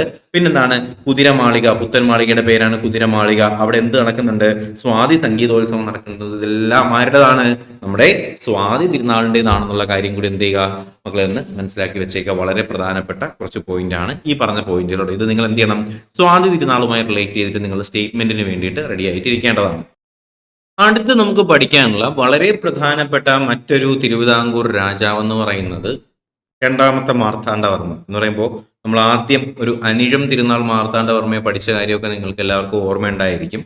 ഇത് നമ്മൾ നോക്കാൻ പോകുന്നത് ഉത്രം തിരുനാൾ മാർത്താണ്ഡവർമ്മ. ഓക്കെ, ഏത് തിരുനാളാണ്? ഉത്രം തിരുനാളാണ് കേട്ടോ. ഉത്രം തിരുനാൾ മാർത്താണ്ഡവർമ്മ. അപ്പൊ ഉത്രം തിരുനാൾ മാർത്താണ്ഡവർമ്മയുടെ ഭരണകാലഘട്ടം നിങ്ങളൊന്ന് മനസ്സിലാക്കി വെച്ചേക്കുക. 1846 മുതൽ 1860 വരെയാണ് നമ്മുടെ ഉത്രം തിരുനാൾ മാർത്താണ്ഡവർമ്മയുടെ ഭരണകാലഘട്ടം. സർക്കാരിന്റെ കീഴിലുള്ള അടിമകൾക്ക് ഉണ്ടാകുന്ന കുട്ടികൾക്ക് മോചനം നൽകിക്കൊണ്ടും അവരുടെ പുരോഗതിക്കായിട്ട് ഉദാരമായ ചട്ടങ്ങൾ ഉണ്ടാക്കിയും 1853 ഉത്രം തിരുനാൾ മഹാരാജാവ് പുറപ്പെടുവിച്ച ഒരു വിളംബരമാണ് എന്ത്? ഈ അടിമത്ത വിമോചന വിളംബരം എന്ന് പറയുന്നത്. ഇത് സംഭവം വേറൊന്നുമില്ല, ആ സമയത്ത് അടിമ വ്യാപാരമൊക്കെ ആവശ്യം പോലെ ഉണ്ടായിരുന്ന ഒരു സമയമാണ്. അപ്പോഴ് ഒരു അടിമയാണെന്നുണ്ടെങ്കിൽ അയാളുടെ മകനും മകളും ഒക്കെ എന്തായിരിക്കും? അടിമയായിരിക്കും. അപ്പോ ഒരാളിപ്പോ അടിമയാണെന്ന്, അച്ഛൻ അടിമയാണെന്ന് പറഞ്ഞുകൊണ്ട് മക്കൾ അടിമയാവണമെന്നുണ്ടോ? ഇല്ല. അങ്ങനെ സർക്കാരിന്റെ കീഴിലുള്ള അടിമകളാണെന്നുണ്ടെങ്കിൽ അവരിലുണ്ടാകുന്ന കുട്ടികൾക്ക് മോചനം നൽകിക്കൊണ്ട് അവരുടെ പുരോഗതിക്കായിട്ട് ഒരുപാട് ചട്ടങ്ങൾ എന്ത് ചെയ്യുന്നുണ്ട്? 1853 ഉത്രം തിരുനാൾ മാർത്താണ്ഡവർമ്മ വിളംബരമായിട്ട് പുറപ്പെടുവിച്ചിട്ടുണ്ടായിരുന്നു. തെക്കൻ തിരുവിതാംകൂറിലെ ചാന്നാർ സമുദായത്തിലെ സ്ത്രീകൾക്ക് മാറുമറയ്ക്കാനുള്ള സ്വാതന്ത്ര്യം അനുവദിച്ചുകൊണ്ട് 59 അദ്ദേഹം ഒരു വിളംബരം പുറപ്പെടുവിക്കുന്നുണ്ടായിരുന്നു. ചാന്നാർ വിളംബരവുമായി ബന്ധപ്പെടുത്തിയിട്ടുള്ള കാര്യങ്ങളാണ് പറയുന്നത്. എന്താണ് സംഭവം? തെക്കൻ തിരുവിതാംകൂറിലെ ചാന്നാർ സമുദായത്തിലെ സ്ത്രീകൾക്ക് മാറുമറയ്ക്കാനുള്ള സ്വാതന്ത്ര്യം അനുവദിച്ചുകൊണ്ട് 59 എന്ത് ചെയ്യുന്നു? നമ്മുടെ ഉത്രം തിരുനാൾ മാർത്താണ്ഡവർമ്മ എന്ത് ചെയ്യുകയാണ്? ഒരു ചാന്നാർ വിളംബരം അങ്ങ് പുറപ്പെടുവിക്കുകയാണ് കേട്ടോ. അങ്ങനെ 59 തിരുവനന്തപുരത്ത് പെൺകുട്ടികൾക്കായി അദ്ദേഹം ഒരു സ്കൂൾ സ്ഥാപിക്കുകയും രാജാസ് ഫ്രീ സ്കൂളിൽ വാർഷിക പരീക്ഷകളിൽ വിജയികളാവുന്നവർക്ക് സമ്മാനം ഏർപ്പെടുത്തുകയും ആര് ചെയ്യുന്നു? ഉത്രം തിരുനാൾ മാർത്താണ്ഡവർമ്മ ചെയ്യുന്നു. ഓക്കെ, നമ്മൾ ഈ രാജാസ് ഫ്രീ സ്കൂളിലാരൊക്കെ പറഞ്ഞു ഓർമ്മയുണ്ടല്ലോ. ഈ രാജാസ് ഫ്രീ സ്കൂളിൽ വാർഷിക പരീക്ഷകൾ നടക്കുന്നുണ്ടായിരുന്നു. അതിൽ വിജയിക്കുന്നവർക്ക് എന്ത് കൊടുക്കുന്നു? സമ്മാനം കൊടുക്കുന്ന പരിപാടിയും ആര് കൊണ്ടുവരുന്നു? നമ്മുടെ ഉത്രം തിരുനാൾ മാർത്താണ്ഡവർമ്മ കൊണ്ടുവരികയാണ്.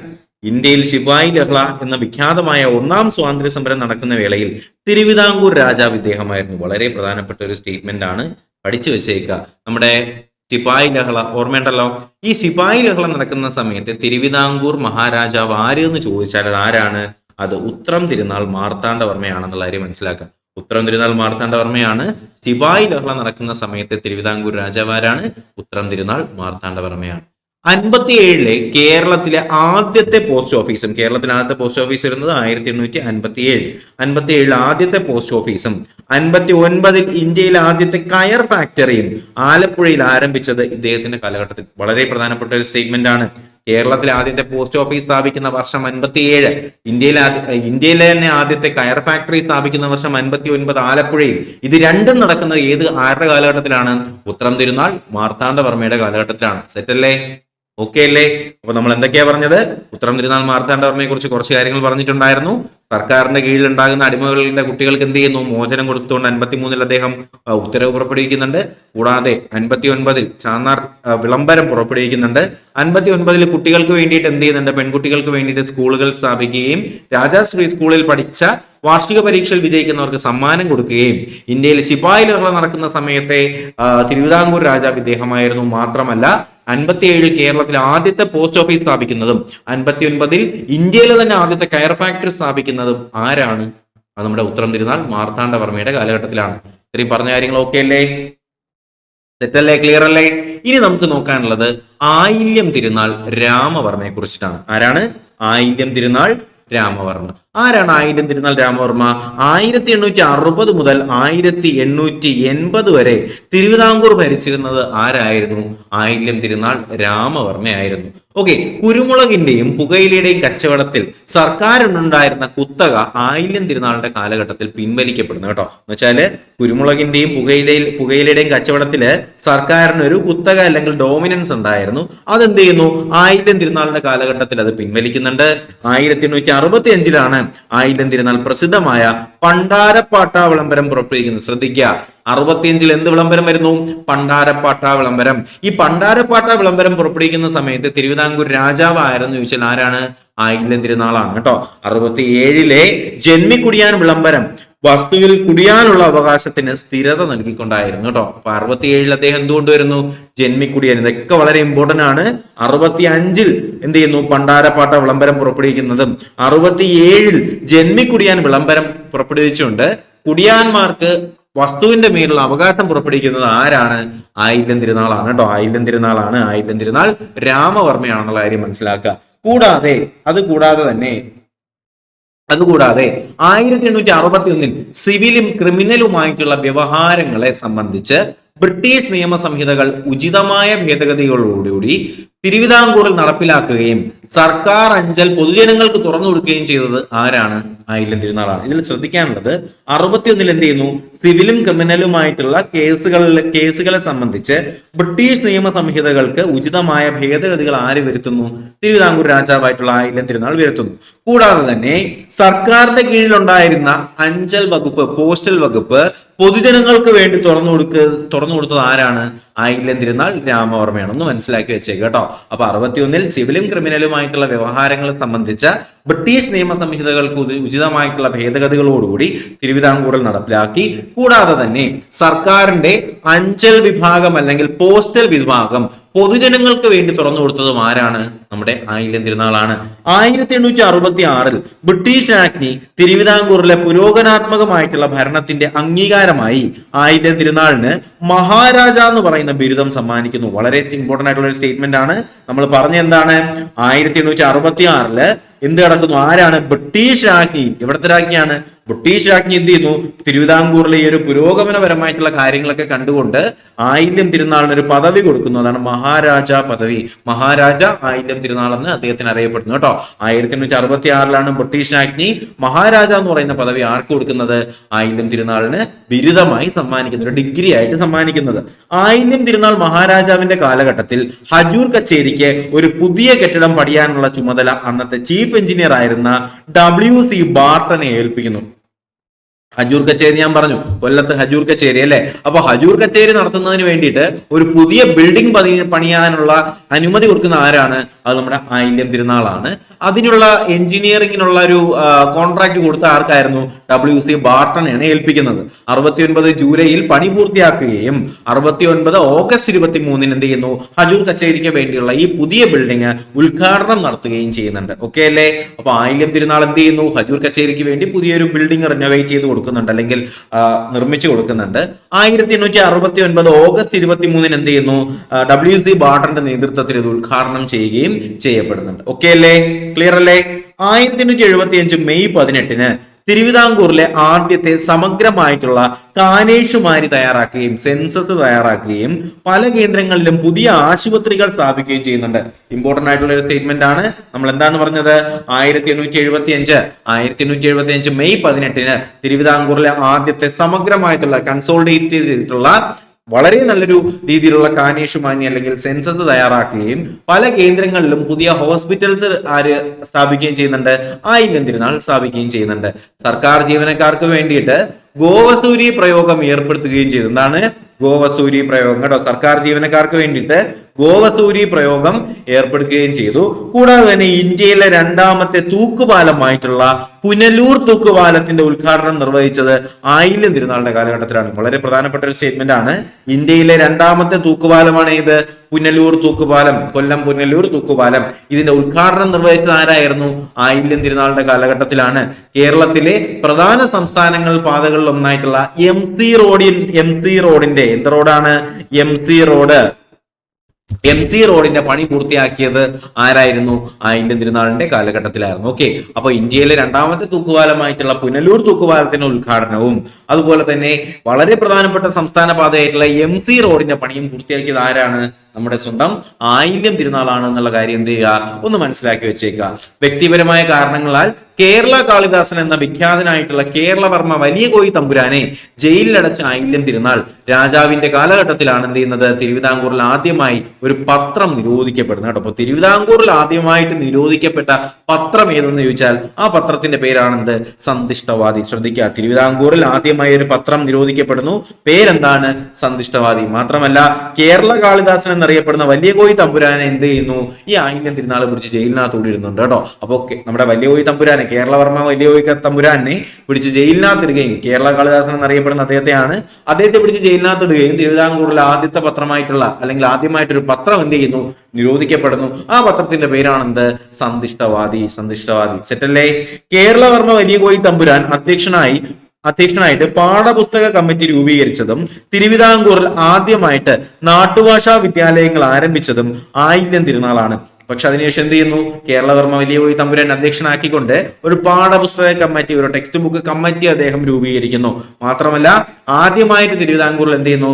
നാട്ടുഭാഷാ വിദ്യാലയങ്ങൾ ആരംഭിച്ചതും ആരാണ്? ആയില്യം തിരുനാളാണ്. അതുപോലെ തന്നെ ഓലയ്ക്ക് പകരം കടലാസിൽ എഴുത്തുകുത്തുകൾ പ്രാവർത്തികമാക്കിയ തിരുവിതാംകൂർ രാജാവാണ് ഇദ്ദേഹം. വളരെ ഇമ്പോർട്ടന്റ് ആണ്. ഓല നമുക്കറിയാം, നമ്മുടെ പനയോല അങ്ങനെയുള്ള ഓലകളിലാണ് ആദ്യം മറ്റേ ഈ വരിയോലയിൽ ഇങ്ങനെ പേനയൊക്കെ പിടിച്ച് ഇങ്ങനെ എഴുതുന്ന ഒരു സെറ്റപ്പായിരുന്നു ഉണ്ടായിരുന്നത്. അത് മാറ്റിയിട്ട് അവിടെ എന്ത് വരുന്നു? പേപ്പർ വരുന്നു. അപ്പൊ പേപ്പറിലുള്ള ഈ ഒരു റൈറ്റിംഗ് കൊണ്ടുവന്ന ആരാണ്? നമ്മുടെ ആയില്യം തിരുനാളാണെന്നുള്ള കാര്യം മനസ്സിലാക്കുക. വളരെ പ്രധാനപ്പെട്ട ഒരു സ്റ്റേറ്റ്മെന്റ് ആണ് കേട്ടോ. അപ്പൊ ആയില്യം തിരുനാളുമായി ബന്ധപ്പെടുത്തിയിട്ടുള്ള ഇത്രയും കാര്യങ്ങൾ നിങ്ങളൊന്ന് മനസ്സിലാക്കി വെച്ചേക്കുക. കുരുമുളക് പുകയിലയുടെ കച്ചവടത്തിൽ സർക്കാരിനുണ്ടായിരുന്ന കുത്തക എന്ത് ചെയ്യുന്നു? ആയില്യം തിരുനാളിന്റെ കാലഘട്ടത്തിൽ പിൻവലിക്കുന്നു. മാത്രമല്ല പണ്ടാരപ്പാട്ട വിളംബരം 65 കൊണ്ടുവരുന്നു. 67 ജന്മികുടിയാൻ വിളംബരം കൊണ്ടുവരുന്നു. 61 എന്ത് ചെയ്യുന്നു? ഈ സിവിൽ ക്രിമിനൽ വ്യവഹാരങ്ങളെ സംബന്ധിച്ച ബ്രിട്ടീഷ് നിയമ സംഹിതകൾ ഉചിതമായ ഭേദഗതി വരുത്തുന്ന ആരാണ്? നമ്മുടെ ആയില്യം തിരുനാളാണ്. കൂടാതെ തന്നെ 66 ബ്രിട്ടീഷ് രാജ്ഞി എന്ത് ചെയ്യുന്നു? ആയില്യം തിരുനാളിന് മഹാരാജ എന്ന് പറയുന്ന പദവി കൊടുക്കുന്നു. ആയില്യം തിരുനാൾ മഹാരാജാവിന്റെ കാലഘട്ടത്തിൽ ഹജൂർ കച്ചേരിക്ക് എന്ത് ചെയ്യുന്നു? ഒരു പുതിയ ബിൽഡിംഗ് കൊടുക്കുന്നു അല്ലെ. ആ ബിൽഡിംഗ് പണിത് കൊടുത്ത ആരാണ്? WC ബാർട്ടൺ ആണ്. 69 ഓഗസ്റ്റ് 23 അതിന്റെ ഉദ്ഘാടനം നടക്കുന്നുണ്ട്. 75 മെയ് 18 എന്ത് സംഭവിക്കുന്നു? തിരുവിതാംകൂറിലെ സമഗ്രമായിട്ടുള്ള ആദ്യത്തെ കാനേഷുമാരി വരുന്നു. പല കേന്ദ്രങ്ങളിലും പുതിയ ഹോസ്പിറ്റൽസ് വരുന്നു. ജീവനക്കാർക്ക് വേണ്ടിയിട്ട്, സർക്കാർ ജീവനക്കാർക്ക് വേണ്ടിയിട്ട് ഗോവസൂരി പ്രയോഗം നടത്തുന്നുണ്ട്. മാത്രമല്ല ഇന്ത്യയിലെ രണ്ടാമത്തെ തൂക്കുപാലമായിട്ടുള്ള പുനലൂർ തൂക്കുപാലം ആയില്യം തിരുനാളിന്റെ കാലഘട്ടത്തിലാണ്. MC റോഡ് പണി കഴിപ്പിച്ച അദ്ദേഹത്തിന്റെ കാലഘട്ടത്തിലാണ്.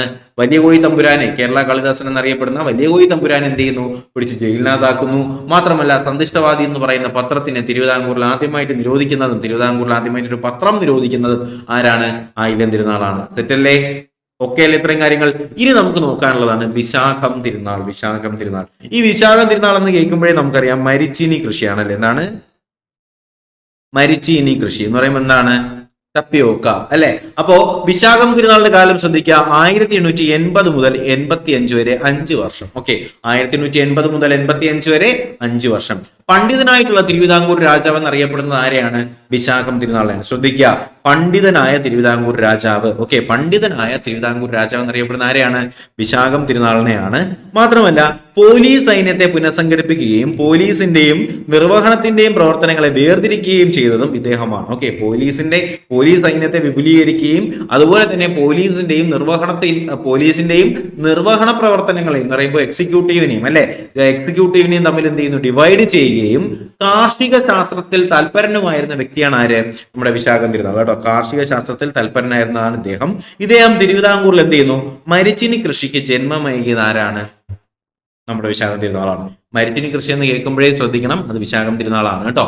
സമ്പൂർണമായ ഒരു ഭൂസർവേയും കണ്ടെഴുത്തും തിരുവിതാംകൂറിൽ നടത്തുന്ന കാര്യം 83 ഒരു രാജകീയ വിളംബരം മുഖേന പ്രസിദ്ധപ്പെടുത്തി. ഓക്കെ, സമ്പൂർണമായ ഒരു ഭൂസർവേയും കണ്ടെഴുത്തും എന്ന് വെച്ചാൽ എന്താണ്? ഒരു ലാൻഡ് സർവേ കംപ്ലീറ്റ് ആയിട്ട് നടക്കുന്നത് തിരുവിതാംകൂർ രാജാവായിട്ടുള്ള വിശാഖം തിരുനാളിന്റെ സമയത്താണ്. 83കളിലാണ്. ഓക്കെ, കാർഷിക പ്രദർശനങ്ങൾ നടത്തുകയും കരകൗശല പ്രവർത്തനങ്ങളിൽ പ്രോത്സാഹനം നൽകുകയും ഇദ്ദേഹം എന്ത് ചെയ്യുന്നുണ്ട്?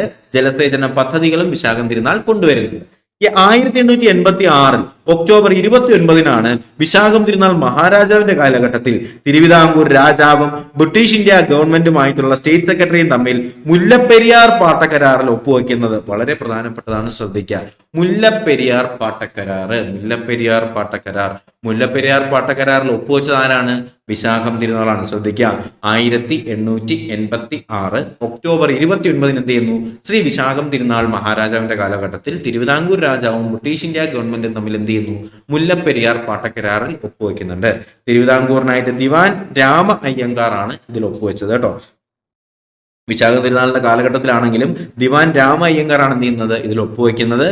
എന്റെ ഹൃദയരക്തം കൊണ്ടാണ് ഞാൻ ഈ രേഖയിൽ ഒപ്പുചേർത്തുന്നത് എന്നാണ് എന്ത് ചെയ്യുന്നത്? വിശാഖ തിരുനാൾ ഇതിനെ കുറിച്ച് പറയുന്നത്. എന്റെ ഹൃദയത്തിലെ രക്തം കൊണ്ടാണ് ഞാൻ എന്ത് ചെയ്യുന്നത്? ഇതിൽ ഒപ്പുവെക്കുന്നത് എന്ന് മുല്ലപ്പെരിയാർ പാട്ടക്കരാറിനെ കുറിച്ച് പരാമർശിച്ചത് ആര് എന്നൊരു സ്റ്റേറ്റ്മെന്റ് ചോദ്യം വന്നാൽ നിങ്ങൾ എന്ത് പറയണം? അത് നമ്മുടെ വിശാഖം തിരുനാളാണ് കേട്ടോ. എന്റെ ഹൃദയത്തിലെ രക്തം കൊണ്ടാണ് ഞാൻ ഈ രേഖയിൽ ഒപ്പുവെച്ചത് എന്ന് ഏത് കരാറിനെ കുറിച്ച് പറഞ്ഞു? ആര് പറഞ്ഞു? നമ്മുടെ ശ്രീ വിശാഖം തിരുനാള് ഏത് കരാറിനെ കുറിച്ച് പറഞ്ഞു? മുല്ലപ്പെരിയാർ പാട്ടക്കരാറിനെ കുറിച്ച് പറഞ്ഞു. ഈ മുല്ലപ്പെരിയാർ പാട്ടക്കരാറിൽ ഒപ്പുവെച്ചത് ആരാന്ന് വെച്ചാൽ ആരാണ്? ദിവാൻ രാമ അയ്യങ്കാർ ആണെന്നുള്ള കാര്യം കൂടി ഒന്ന് മനസ്സിലാക്കി വെച്ചേക്കുക. സെറ്റല്ലേ ഇത്രയും കാര്യങ്ങള്? ഓക്കെ അല്ലേ? ക്ലിയർ ആണോ? നമ്മളിപ്പോ പറഞ്ഞ് അവസാനിപ്പിച്ചത് വിശാഖം തിരുനാൾ രാമവർമ്മയുടെ കാര്യമാണ്. അങ്ങനെ നമ്മുടെ വിശാഖം തിരുനാളിന് ശേഷം വരുന്ന വ്യക്തിയാണ് ആര്? ശ്രീമൂലം തിരുനാൾ കേട്ടോ. 85 വരെ വിശാഖം തിരുനാളായിരുന്നു. വിശാഖം തിരുനാളിന് ശേഷം വരുന്ന വ്യക്തി ആരാണ്? ശ്രീമൂലം തിരുനാളാണ്. 85 മുതൽ 1924 വരെ തിരുവിതാംകൂർ ഭരിച്ചിരുന്ന ആരായിരുന്നു? ശ്രീമൂലം തിരുനാളാണ്. ഓക്കെ അല്ലേ? ഇനി ശ്രദ്ധിക്കാനുള്ള ഒരു കാര്യം, തിരുവിതാംകൂറിലെ ലെജിസ്ലേറ്റീവ് കൗൺസിൽ സ്ഥാപിക്കപ്പെട്ടത് 88-ൽ ശ്രീമൂലം തിരുനാളിന്റെ കാലഘട്ടത്തിലാണ്. ശ്രദ്ധിക്കുക, തിരുവിതാംകൂറിലെ ലെജിസ്ലേറ്റീവ് കൗൺസിൽ, നിയമസഭ ഉണ്ടല്ലോ നമ്മുടെ ലെജിസ്ലേറ്റീവ് കൗൺസിൽ, ഈ ലെജിസ്ലേറ്റീവ് കൗൺസിൽ സ്ഥാപിക്കപ്പെടുന്നത് 1888-ൽ ആരുടെ കാലഘട്ടത്തിലാണ്? ശ്രീമൂലം തിരുനാളിന്റെ കാലഘട്ടത്തിലാണ്. ദിവാനായിരുന്ന കൗൺസിലിന്റെ അധ്യക്ഷൻ കേട്ടോ, ആരായിരുന്നു? കൗൺസിലിന്റെ അധ്യക്ഷൻ ആരായിരുന്നു? ദിവാനായിരുന്നു. 1898-ൽ കൗൺസിലിന്റെ അംഗസംഖ്യ വർദ്ധിപ്പിക്കുകയും 904-ൽ ശ്രീമൂലം പ്രജാസഭ പ്രവർത്തനം ആരംഭിക്കുകയും ചെയ്തു. കണ്ടല്ലോ എന്തായിരുന്നു സംഭവം? നടന്ന എന്താണ്? ഞാൻ പറഞ്ഞിട്ടുണ്ടായിരുന്നു, അവിടെ ആദ്യം ഒരു കൗൺസിലായിരുന്നു ഉണ്ടായിരുന്നത് അല്ലെ? തിരുവിതാംകൂറിന് ഒരു ലെജിസ്ലേറ്റീവ് കൗൺസിലായിരുന്നു ഉണ്ടായിരുന്നത്. ഈ കൗൺസിൽ എപ്പോഴാണ് സ്ഥാപിക്കുന്നത്? 888-ലാണ്. 88-ൽ ഈ ഒരു കൗൺസിൽ സ്ഥാപിക്കുകയും ദിവാനെ ഈ ഒരു കൗൺസിലിന്റെ ഹെഡാക്കി മാറ്റുകയും ചെയ്തു. ഓക്കെ, അങ്ങനെ 10 വർഷത്തിന് ശേഷം 98 ആയപ്പോഴത്തേക്കും ഈ കൗൺസിലിന്റെ അംഗസംഖ്യ എന്ത് ചെയ്യുന്നു? രാജാവ് വർദ്ധിപ്പിക്കുകയാണ്. അതിന്റെ കൗൺസിലിന്റെ അംഗസംഖ്യ വർദ്ധിപ്പിക്കുന്നു. അതിനുശേഷം 1904-ൽ ശ്രീമൂലം പ്രജാസഭ എന്ത് ചെയ്യുന്നു? പ്രവർത്തനം ആരംഭിക്കുകയും ചെയ്യുന്നു. ഈ കൗൺസിൽ എന്തായിട്ട് മാറുന്നു?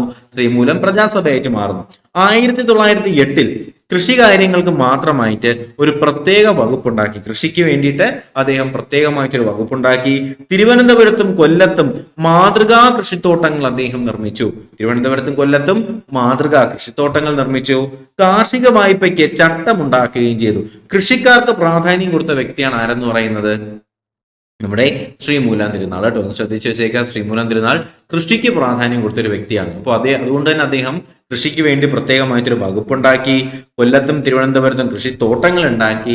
വായ്പകൾക്ക് വേണ്ടിയിട്ട് പുതിയ ചട്ടങ്ങളും അദ്ദേഹം നിർമ്മിച്ചു. 1895-ൽ നാഞ്ചിനാട്ട് കോതയാർ അണക്കെട്ട് നിർമ്മിച്ചത് അതിന്റെ നിർമ്മാണം ആരംഭിച്ചത് ആരുടെ കാലഘട്ടത്തിലാണ്? നമ്മുടെ ശ്രീമൂലം തിരുനാളിന്റെ കാലഘട്ടത്തിലാണ്. 1895-ൽ എവിടെയാണ്?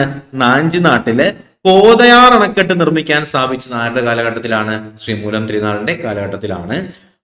മാത്രമല്ല, പ്രാഥമിക വിദ്യാഭ്യാസം സൗജന്യമാക്കുക എന്ന തത്വം തിരുവിതാംകൂറിൽ പ്രാവർത്തികമാക്കിയത് ശ്രീമൂലം തിരുനാളാണ്. എങ്ങനെയാണ്? പ്രാഥമിക വിദ്യാഭ്യാസം, പ്രൈമറി എഡ്യൂക്കേഷൻ എന്ത് ചെയ്യുക? സൗജന്യമാക്കുക, ഫ്രീ ആക്കുക എന്ന തത്വം തിരുവിതാംകൂറിൽ പ്രാവർത്തികമാക്കിയത് ആരാണ്? നമ്മുടെ ശ്രീമൂലം തിരുനാളാണ് എന്നുള്ള കാര്യം നിങ്ങളൊന്ന് മനസ്സിലാക്കി വെച്ചേക്കാം. അതുപോലെ തന്നെ അയിത്തജാതിക്കാരായിട്ടുള്ള ആൺകുട്ടികൾക്കും പെൺകുട്ടികൾക്കും സർക്കാർ പള്ളിക്കൂടങ്ങളിൽ പ്രവേശനം അനുവദിക്കുകയും പ്രസ്തുത സമുദായങ്ങളിലെ വിദ്യാസമ്പന്നരായിട്ടുള്ളവർക്ക് സർക്കാർ സ്ഥാപനങ്ങളിൽ ഉദ്യോഗം നൽകുകയും ചെയ്തു. മനസ്സിലായില്ലേ? എന്ന് വെച്ചാല് ജാതി ഭേദമില്ലാതെ എല്ലാവർക്കും എന്ത് ചെയ്യുക? ആൺകുട്ടിയായാലും പെൺകുട്ടിയായാലും സർക്കാർ പള്ളിക്കൂടങ്ങളിൽ പ്രവേശനം അനുവദിക്കുക. മാത്രമല്ല, വിദ്യാസമ്പന്നർക്ക് എന്ത് ചെയ്യുക? സർക്കാർ സ്ഥാപനങ്ങളിൽ ഉദ്യോഗം കൊടുക്കുക എന്ന് പറയുന്നതും ശ്രീമൂലം തിരുനാളിന്റെ ഒരു പ്രധാനപ്പെട്ട എയിം തന്നെയായിരുന്നു. തിരുവനന്തപുരത്ത് സംസ്കൃത കോളേജ്, ആയുർവേദ കോളേജ് സ്ഥാപിച്ചതും ഇദ്ദേഹത്തിന്റെ സമയത്താണ്. പുരാവസ്തു വകുപ്പ് രൂപമെടുത്തതും ഈ കാലഘട്ടത്തിലാണ്. അപ്പോൾ ശ്രീമൂലം തിരുനാളിന്റെ കാലഘട്ടത്തിലാണ് സംസ്കൃത കോളേജ്, ആയുർവേദ കോളേജ് കൂടാതെ പുരാവസ്തു വകുപ്പ് ആരംഭിക്കുന്ന ആരുടെ കാലഘട്ടത്തിലാണ്? ശ്രീമൂലം തിരുനാളിന്റെ കാലഘട്ടത്തിലാണ്. ഒരു പ്രത്യേക വകുപ്പിന്റെ കീഴിൽ പൗരസ്ത്യ അല്ലെങ്കിൽ പൗരസ്ത്യ ഹസ്തലിഖിത ഗ്രന്ഥങ്ങളുടെ പ്രസിദ്ധീകരണം തുടങ്ങുകയും വഴിതെറ്റിയ കുട്ടികൾക്ക് നേർവഴി കാട്ടാനായിട്ട് ദുർഗുണ പരിഹാര പാഠശാല ആരംഭിക്കുകയും ചെയ്തു. ശ്രദ്ധിക്കേണ്ടതാണ്, ദുർഗുണ പരിഹാര പാഠശാല ആരംഭിച്ചത് ആരാണ്? ശ്രീമൂലം തിരുനാളാണ് കേട്ടോ. ഒരു പ്രത്യേക വകുപ്പിന്റെ കീഴിൽ പൗരസ്ത്യ ഹസ്തലിഖിത ഗ്രന്ഥങ്ങൾ അല്ലെങ്കിൽ ഹാൻഡ് റിട്ടൺ നോട്ട്സ് ഡെവലപ്പ് ചെയ്തു വരികയും ദുർഗുണ പരിഹാര പാഠശാല ജുവനൈൽ ഹോംസ് സ്ഥാപിക്കുന്നതും ആരുടെ കാലഘട്ടത്തിലാണ്? നമ്മുടെ ശ്രീമൂലം തിരുനാളിന്റെ കാലഘട്ടത്തിലാണ്. 1910 ശ്രീമൂലം തിരുനാളിന്റെ ഭരണ കാലഘട്ടത്തിലാണ് സ്വദേശാഭിമാനി രാമകൃഷ്ണ പിള്ളയെ രാജ്യദ്രോഹം കുറ്റം ചുമത്തി നാട് കടത്തിയത്. ശ്രദ്ധിക്കുക, 1910 എന്ത് ചെയ്യുന്നു? സ്വദേശാഭിമാനി രാമകൃഷ്ണ പിള്ളയെ രാജ്യദ്രോഹ കുറ്റം ചുമത്തിക്കൊണ്ട് എന്ത് ചെയ്യുന്നു? നാട് കടത്തുന്നുണ്ട്. കൂടാതെ വൈക്കം സത്യാഗ്രഹം നടക്കുന്ന സമയത്ത് ഇദ്ദേഹം തന്നെയായിരുന്നു തിരുവിതാംകൂർ ഭരണാധികാരി. കണ്ടല്ലേ, വൈക്കം സത്യാഗ്രഹം നടക്കുന്ന സമയത്ത് ഭരണാധികാരി ആരായിരുന്നു? മൂലം തിരുനാളായിരുന്നു. കൂടാതെ 1891 മലയാളി മെമ്മോറിയലും 96 ഈഴവ മെമ്മോറിയലും സമർപ്പിക്കപ്പെട്ടത് ശ്രീമൂലം തിരുനാളിനാണ്. സ്റ്റേറ്റ്മെന്റ് ആണ്, വളരെ പ്രധാനപ്പെട്ട സ്റ്റേറ്റ്മെന്റ് ക്വസ്റ്റ്യൻ ആണ്, ശ്രദ്ധിക്കേണ്ടതാണ് കേട്ടോ. അപ്പൊ 1910 എന്ത് ചെയ്യുന്നു? അദ്ദേഹം സ്വദേശാഭിമാനി രാമകൃഷ്ണ പിള്ളയെ രാജ്യദ്രോഹം കുറ്റം ചുമത്തി നാട് കടത്തുന്നു. വൈക്കം സത്യാഗ്രഹ സമയത്ത് ഇദ്ദേഹമായിരുന്നു. അതുപോലെ തന്നെ 891 മലയാളി മെമ്മോറിയലും 96 ഈഴവ മെമ്മോറിയലും സമർപ്പിച്ചത് ശ്രീമൂലം തിരുനാളിന്റെ കാലഘട്ടത്തിലാണ്. ഓക്കെ, അതുപോലെ തന്നെ തിരുവനന്തപുരത്തെ VJT ഹാൾ വളരെ ഇമ്പോർട്ടന്റ് ആണ്. VJT ഹാളും അതുപോലെ കനകക്കുന്ന് കൊട്ടാരവും രംഗവിലാസം കൊട്ടാരവും പണി കഴിപ്പിക്കപ്പെട്ടത് ശ്രീമൂലം തിരുനാളിന്റെ കാലഘട്ടത്തിലാണ്. ശ്രദ്ധിക്കേണ്ടതാണ്. എന്താണ്? തിരുവനന്തപുരത്ത് എന്ത് വരുന്നു? ഒരു VJT ഹാൾ വരുന്നു. വിക്ടോറിയ ജൂബിലി ഹാൾ എന്നാണ് അതിന്റെ പേര്. വിക്ടോറിയ ജൂബിലി ഹാൾ എന്നാണ്. അപ്പൊ ഈ VJT ഹാൾ സ്ഥാപിക്കുന്നത് ആരുടെ കാലഘട്ടത്തിലാണ്? നമ്മുടെ മൂലം തിരുനാളിന്റെ കാലഘട്ടത്തിലാണ്. മാത്രമല്ല കനകക്കുന്ന് കൊട്ടാരം കൂടാതെ തന്നെ രംഗവിലാസം കൊട്ടാരം ഇവയൊക്കെ പണി കഴിപ്പിച്ചതും ശ്രീമൂലം തിരുനാളിന്റെ കാലഘട്ടത്തിലാണ്. അപ്പൊ ഇത്രയും കാര്യങ്ങൾ എന്ത് ചെയ്യുക? ശ്രീമൂലം തിരുനാളുമായി ബന്ധപ്പെടുത്തിയിരുന്ന് മനസ്സിലാക്കി വെച്ചേക്കുക. അപ്പൊ നമ്മൾ എന്തൊക്കെയാ പറഞ്ഞത്? തിരുവിതാംകൂർ ലെജിസ്ലേറ്റീവ് കൗൺസിൽ സ്ഥാപിക്കുന്നു. 88 എന്ത് ചെയ്യുന്നു? കൗൺസിൽ സ്ഥാപിക്കുന്നു. 98 അതിന്റെ അംഗസംഖ്യ വർദ്ധിക്കുന്നു. 904 എന്ത് ചെയ്യുന്നു? അതിനെ ശ്രീമൂലം പ്രജാസഭയായിട്ട് മാറ്റുന്നു. പിന്നെ 908 എന്താണ് സംഭവിക്കുന്നത്? കൃഷികാര്യങ്ങൾക്ക് വേണ്ടിയിട്ട് ഒരു വകുപ്പ് ഉണ്ടാക്കുന്നുണ്ട്. പുരാരേഖകൾക്ക് വേണ്ടിയിട്ട് ഒരു വകുപ്പ് ഉണ്ടാക്കുന്നുണ്ട്. 895 കോതയാർ അണക്കെട്ട് നാഞ്ചിനാട്ടിൽ നിർമ്മിക്കുന്നുണ്ട്. അതുപോലെ തന്നെ പ്രാഥമിക വിദ്യാഭ്യാസം ഫ്രീ ആക്കുന്നുണ്ട്.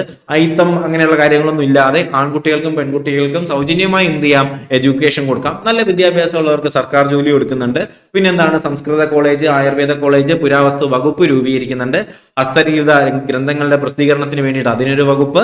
അതുപോലെ തന്നെ ദുർഗുണ പരിഹാര പാഠശാല ഇതൊക്കെ എന്ത് ചെയ്യുന്നുണ്ട്? ശ്രീമൂലം തിരുനാൾ ഉണ്ടാക്കുന്നുണ്ട്.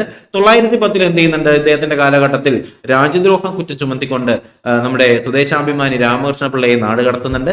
വൈക്കം സത്യാഗ്രഹം നടക്കുന്ന സമയത്ത് ഇദ്ദേഹമായിരുന്നു ഭരണാധികാരി. 891 മലയാളി മെമ്മോറിയൽ സ്ഥാപിക്കുന്നുണ്ട്. 96 ഈഴവ മെമ്മോറിയൽ സ്ഥാപിക്കുന്നുണ്ട്. ഓക്കെ, നമ്മുടെ സ്വദേശാഭിമാനി രാമകൃഷ്ണ പിള്ളയെ രാജ്യദ്രോഹം കുറ്റം ചുമത്തി വിടാനുള്ള കാരണം എന്ന് പറഞ്ഞാൽ ഇദ്ദേഹം എന്ത് ചെയ്തു? ശ്രീമൂല തിരുനാളിനെ വിമർശിച്ചുകൊണ്ട് എന്ത് ചെയ്യുന്നു? ലേഖനങ്ങൾ എഴുതുകയൊക്കെ ഉണ്ടായിട്ടുണ്ട്. അതിന്റെ ഭാഗമായിട്ടാണ് എന്ത് ചെയ്യുന്നത്? ഇദ്ദേഹത്തെ നാട് കടത്തുന്നത് കേട്ടോ. പിന്നെ 891 മലയാളി മെമ്മോറിയൽ, 96 ഈഴവ മെമ്മോറിയൽ ഒക്കെ സമർപ്പിക്കുന്നുണ്ട്. VJT ഹാൾ, കനകക്കുന്ന് കൊട്ടാരം, രംഗവിലാസം കൊട്ടാരം ഒക്കെ പണി കഴിപ്പിക്കുന്നത് നമ്മുടെ ശ്രീമൂലം തിരുനാളാണ്. ഓക്കെ അല്ലേ? ഇനി നമുക്ക് നോക്കാനുള്ളത് പൂരാടം തിരുനാൾ സേതുലക്ഷ്മിബായിയുടെ കാര്യമാണ്. ആരാണ്? പൂരാടം തിരുനാൾ സേതുലക്ഷ്മിബായി. ഒന്ന് ശ്രദ്ധിക്കുക, ഇതാണ് പൂരാടം തിരുനാൾ സേതുലക്ഷ്മിബായി. 1924 മുതൽ 1931 വരെ തിരുവിതാംകൂർ ഭരിച്ചത് ആരാണ്? പൂരാടം തിരുനാൾ സേതുലക്ഷ്മിബായിയാണ്. ശ്രീചിത്തിര തിരുനാളിന് പ്രായം പൂർത്തിയാകുന്നവരെ എന്ന് വെച്ചാൽ പ്രായപൂർത്തിയാകുന്നത് വരെ സേതുലക്ഷ്മിബായി എന്ത് ചെയ്യുന്നു? റീജന്റ് ആയിട്ട് ഭരണം നടത്തുന്നു. എന്നുവെച്ചാൽ ആ സമയത്ത് ശ്രീചിത്തിര തിരുനാളിന് പ്രായപൂർത്തിയായിട്ടില്ലായിരുന്നു. അതുവരെ നമ്മുടെ തിരുവിതാംകൂറിൽ ഉണ്ടായിരുന്നത് റീജന്റ് ഭരണമാണ്. ഈ റീജന്റ് ഭരണം നിർവഹിച്ചത് ആരെന്ന് ചോദിച്ചാൽ അത് ആരാണ്? സേതുലക്ഷ്മിബായി ആണ് കേട്ടോ. മുഴുവൻ സമയവും ദിവാൻ പദവി വഹിച്ച ഹൈന്ദവനല്ലാത്ത ആദ്യത്തെ തിരുവിതാംകൂർ ദിവാനായ EM വാട്സൺ ആയിരുന്നു ഈ സമയം ദിവാൻ. ഓക്കെ, അതൊരു സ്റ്റേറ്റ്മെന്റ് ആണ് കേട്ടോ. ശ്രദ്ധിക്കുക, എന്താണ്? മുഴുവൻ സമയവും ദിവാൻ പദവി വഹിച്ച ഹൈന്ദവനല്ലാത്ത ആദ്യ തിരുവിതാംകൂർ ദിവാൻ ആരെന്ന് ചോദിച്ചാൽ ആരാണ്? അത് ME വാട്സൺ ആയിരുന്നു. ME വാട്സൺ ആരുടെ സമയത്ത് ദിവാനായിരുന്നു? ശ്രീചിത്തിര തിരുനാളിന് പ്രായപൂർത്തിയാകാത്തത് കൊണ്ട് സേതുലക്ഷ്മിബായി ആയിരുന്നു ആ സമയത്ത് റീജന്റ് ഭരണം നടത്തിയത്. സോ സേതുലക്ഷ്മിബായിയുടെ ഭരണത്തിന്റെ സമയത്തിലായിരുന്നു. 1925 ഒരു നിയമം മൂലം ഗ്രാമപ്രദേശങ്ങളിൽ സ്വയംഭരണം വികസിപ്പിക്കുന്നതിനായി ഗ്രാമപഞ്ചായത്തുകൾ രൂപീകരിക്കപ്പെട്ടത് സേതുലക്ഷ്മി ഭായിയുടെ സമയത്തിലാണ്. ഓക്കെ, ശ്രദ്ധിക്കുക. അപ്പോ ഏത് സേതുലക്ഷ്മി ഭായി? പൂരാടം തിരുനാൾ സേതുലക്ഷ്മി ഭായാണ്. അപ്പോൾ പൂരാടം തിരുനാൾ സേതുലക്ഷ്മിയുടെ ഭായിയുടെ സമയത്ത് എന്താണ് സംഭവിക്കുന്നത്? 25 നിയമം മൂലം ഗ്രാമപ്രദേശങ്ങളിൽ സ്വയംഭരണം വികസിപ്പിക്കുന്നതിനായിട്ട് ഗ്രാമപഞ്ചായത്തുകൾ രൂപീകരിച്ചത് ആരുടെ കാലഘട്ടത്തിലാണ്? സേതുലക്ഷ്മി ഭായിയുടെ കാലഘട്ടത്തിലാണ്. തിരുവിതാംകൂറിൽ നിലനിന്നിരുന്ന ദേവദാസി സമ്പ്രദായം നിർത്തലാക്കിയത് സേതുലക്ഷ്മി ഭായി. വളരെ ഇമ്പോർട്ടന്റ് ആണ്, പഠിച്ചു വെച്ചേക്ക. ദേവദാസി സമ്പ്രദായം നിർത്തലാക്കിയത് സേതുലക്ഷ്മി ഭായിയാണ്. ഓക്കെ, ഈ ഭരണകാലഘട്ടത്തിലാണ് തിരുവനന്തപുരത്തെ വിമൻസ് കോളേജിനെ 1ാം ഗ്രേഡ് കോളേജായി ഉയർത്തിയത്. അപ്പോൾ തിരുവനന്തപുരത്തെ വിമൻസ് കോളേജ്, വഴുതക്കാറുള്ള വിമൻസ് കോളേജിനെ 1ാം ഗ്രേഡായി ഉയർത്തുകയും ദേവദാസി സമ്പ്രദായം എന്ന് പറയുമ്പോൾ ഇതും ദേവദാസി സ്ത്രീയുമായി ബന്ധപ്പെട്ടതാണ്. വിമൻസ് കോളേജ് സ്ത്രീയുമായി ബന്ധപ്പെട്ടതാണ്. പക്ഷേ വേറെ ആരെയും പേര് എഴുതി വെക്കരുത്, ആരുടെ പേര് തന്നെ എഴുതണം. നമ്മുടെ പൂരാടം തിരുനാൾ സേതുലക്ഷ്മി ഭായിയുടെ പേര് തന്നെ അതിനകത്ത് എഴുതാനായിട്ട് ശ്രദ്ധിക്കുക. ഓക്കെ, അപ്പോൾ ഇത്രയേ ഉള്ളൂ. ദേവദാസി സമ്പ്രദായം നിർത്തലാക്കി. കൂടാതെ തന്നെ എന്ത് പറയുന്നു? നമ്മുടെ വിമൻസ് കോളേജിനെ 1ാം ഗ്രേഡ് കോളേജായിട്ട് ഉയർത്തിയതും ആരാണ്? സേതുലക്ഷ്മി ഭായിയാണ്. കൂടാതെ മരുമക്കത്തായത്തിന് പകരം മക്കത്തായം ഏർപ്പെടുത്തിക്കൊണ്ട് 25 നായർ റെഗുലേഷൻ കൊണ്ടുവന്നതും ക്ഷേത്രങ്ങളിൽ മൃഗബലി നിരോധിച്ചതും റാണിയുടെ സമയത്താണ്. വളരെ ഇമ്പോർട്ടന്റ് ആണ്, ശ്രദ്ധിച്ചു വെച്ചേക്കാം. എന്താണ്? മരുമക്കത്തായം നിർത്തലാക്കി. അതിന് പകരം മരുമക്കല്ല അധികാരം, ആർക്കാണ്? മക്കൾക്കാണെന്ന് പറഞ്ഞുകൊണ്ട് മക്കത്തായം കൊണ്ടുവന്നു. മാത്രമല്ല ക്ഷേത്രങ്ങളിൽ മൃഗബലി ഭയങ്കരമായിട്ടുണ്ടായിരുന്ന സമയത്താണ് മൃഗബലി നിരോധിച്ചതും ആരാണ്? സേതുലക്ഷ്മി ഭായിയാണ് കേട്ടോ. അപ്പം മരുമക്കത്തായത്തിന് പകരം മക്കത്തായം കൊണ്ടുവരുന്നു. 25 നായർ റെഗുലേഷൻ ആക്ട് കൊണ്ടുവരുന്നതും ക്ഷേത്രങ്ങളിൽ മൃഗബലി നിരോധിക്കുന്നതും ആരാണ്? നമ്മുടെ സേതുലക്ഷ്മി ഭായിയാണെന്നുള്ള കാര്യം മനസ്സിലാക്കി വെച്ചേക്കുക. തിരുവനന്തപുരം പട്ടണം വൈദ്യുതീകരിച്ചതും വൈക്കം സത്യാഗ്രഹം അവസാനിച്ചതും ബഹുഭാര്യാത്ത നിയമം വിരുദ്ധമായി പ്രഖ്യാപിക്കപ്പെട്ടതും ഈ സമയത്താണ്. എന്തൊക്കെയാണ് സേതുലക്ഷ്മി ഭായിയുടെ സമയത്ത് വരുന്നത്? തിരുവനന്തപുരം പട്ടണം വൈദ്യുതീകരിച്ചു. കേരളത്തിൽ ആദ്യമായി വൈദ്യുതീകരിക്കപ്പെട്ട പട്ടണം ഏതാണെന്ന് ചോദിച്ചാൽ തിരുവനന്തപുരമാണ്. കൂടാതെ വൈക്കം സത്യാഗ്രഹം അവസാനിപ്പിച്ചു സേതുലക്ഷ്മി ഭായിയുടെ സമയത്ത്. ബഹുഭാര്യാത്തം നിയമവിരുദ്ധമാണ്, ഒന്നിൽ കൂടുതൽ ഭാര്യമാരുണ്ടാവുന്നത് നിയമവിരുദ്ധമാണെന്ന് പറഞ്ഞുകൊണ്ട് ബഹുഭാര്യാത്തം എന്ന് പറയുന്ന ഒരു കാര്യം കൊണ്ടുവരുന്നു, അല്ലെ? അത് നിയമവിരുദ്ധമാക്കി കൊണ്ടുവരുന്നതും ആരാണ്?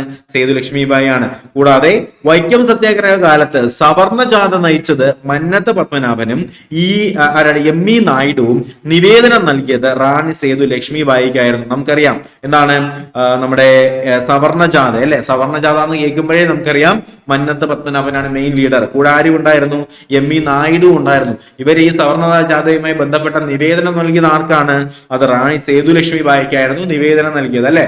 മാത്രമല്ല തിരുവിതാംകൂറിലെ ക്ഷേത്ര നിരത്തുകളിൽ 28 അവർ സഞ്ചാര സ്വാതന്ത്ര്യം അനുവദിക്കുന്നു. ഓക്കെ, അപ്പോൾ സേതുലക്ഷ്മി ഭായി എന്തുകൂടി ചെയ്യുന്നു? തിരുവിതാംകൂറിലെ ക്ഷേത്ര നിരത്തുകളിൽ 1928 സഞ്ചാര സ്വാതന്ത്ര്യം അനുവദിക്കുന്നതും ആരാണ്? സേതുലക്ഷ്മി ഭായിയാണ്. വളരെ ഇമ്പോർട്ടന്റ് ആണ് കേട്ടോ, വളരെ ഇമ്പോർട്ടന്റ് ആണ്. ഇതിന്റെ എല്ലാം ഡീറ്റെയിൽഡ് നോട്ട്സ് ഞാൻ നമ്മുടെ ബാച്ച് ഗ്രൂപ്പിനകത്ത് ഇടുന്നുണ്ട്. അപ്പോൾ കൃത്യമായിട്ട് നിങ്ങൾ നോട്ട്സ് വായിക്കുക. ഓക്കെ, അപ്പൊ നമ്മൾ സേതുലക്ഷ്മി ഭായിയെ കുറിച്ച് എന്തൊക്കെയാ പറഞ്ഞത്? ഒന്ന് റിവൈൻഡ് ചെയ്യാം. ഞാൻ പറഞ്ഞു ചിത്തിര തിരുനാളായിരുന്നു വരേണ്ടത്, അല്ലെ? പക്ഷേ ചിത്തിര തിരുനാളിന് പ്രായപൂർത്തിയാകാത്തതിനാലാണ് എന്ത് ചെയ്യുന്നത്? സേതുലക്ഷ്മി ഭായി എന്ത് ചെയ്യുന്നത്? റീജന്റ് ആയിട്ട് ഭരണം ഏറ്റെടുക്കുന്നത്. ആ സമയത്ത് ദിവാൻ ആരായിരുന്നു? തിരുവിതാംകൂർ ദിവാൻ അല്ലാതിരുന്ന, അല്ലെങ്കിൽ തിരുവിതാംകൂർ ദിവാനായ ഒരു ഹൈന്ദവനല്ലാത്ത വ്യക്തിയായിരുന്നു. ആരാണ്? എം.ഇ. വാട്സൺ. 25 എന്ത് ചെയ്യുന്നു? ഒരു നിയമം മൂലം ഗ്രാമപ്രദേശങ്ങളിൽ സ്വയംഭരണം വികസിപ്പിക്കുന്നു, അല്ലെ? സ്വയംഭരണം വികസിപ്പിക്കുന്നു. ദേവദാസി സമ്പ്രദായം അവസാനിപ്പിക്കുന്നു. വിമൻസ് കോളേജിനെ 1ാം തലത്തിലേക്ക് എന്ത് ചെയ്യുന്നു? ഉയർത്തുന്നു. മരുമക്കത്തായത്തിന് പകരമായി മക്കത്തായം കൊണ്ടുവരുന്നു. 25 എന്ത് ചെയ്യുന്നു? നായർ റെഗുലേഷൻ ആക്ട് കൊണ്ടുവരുന്നു.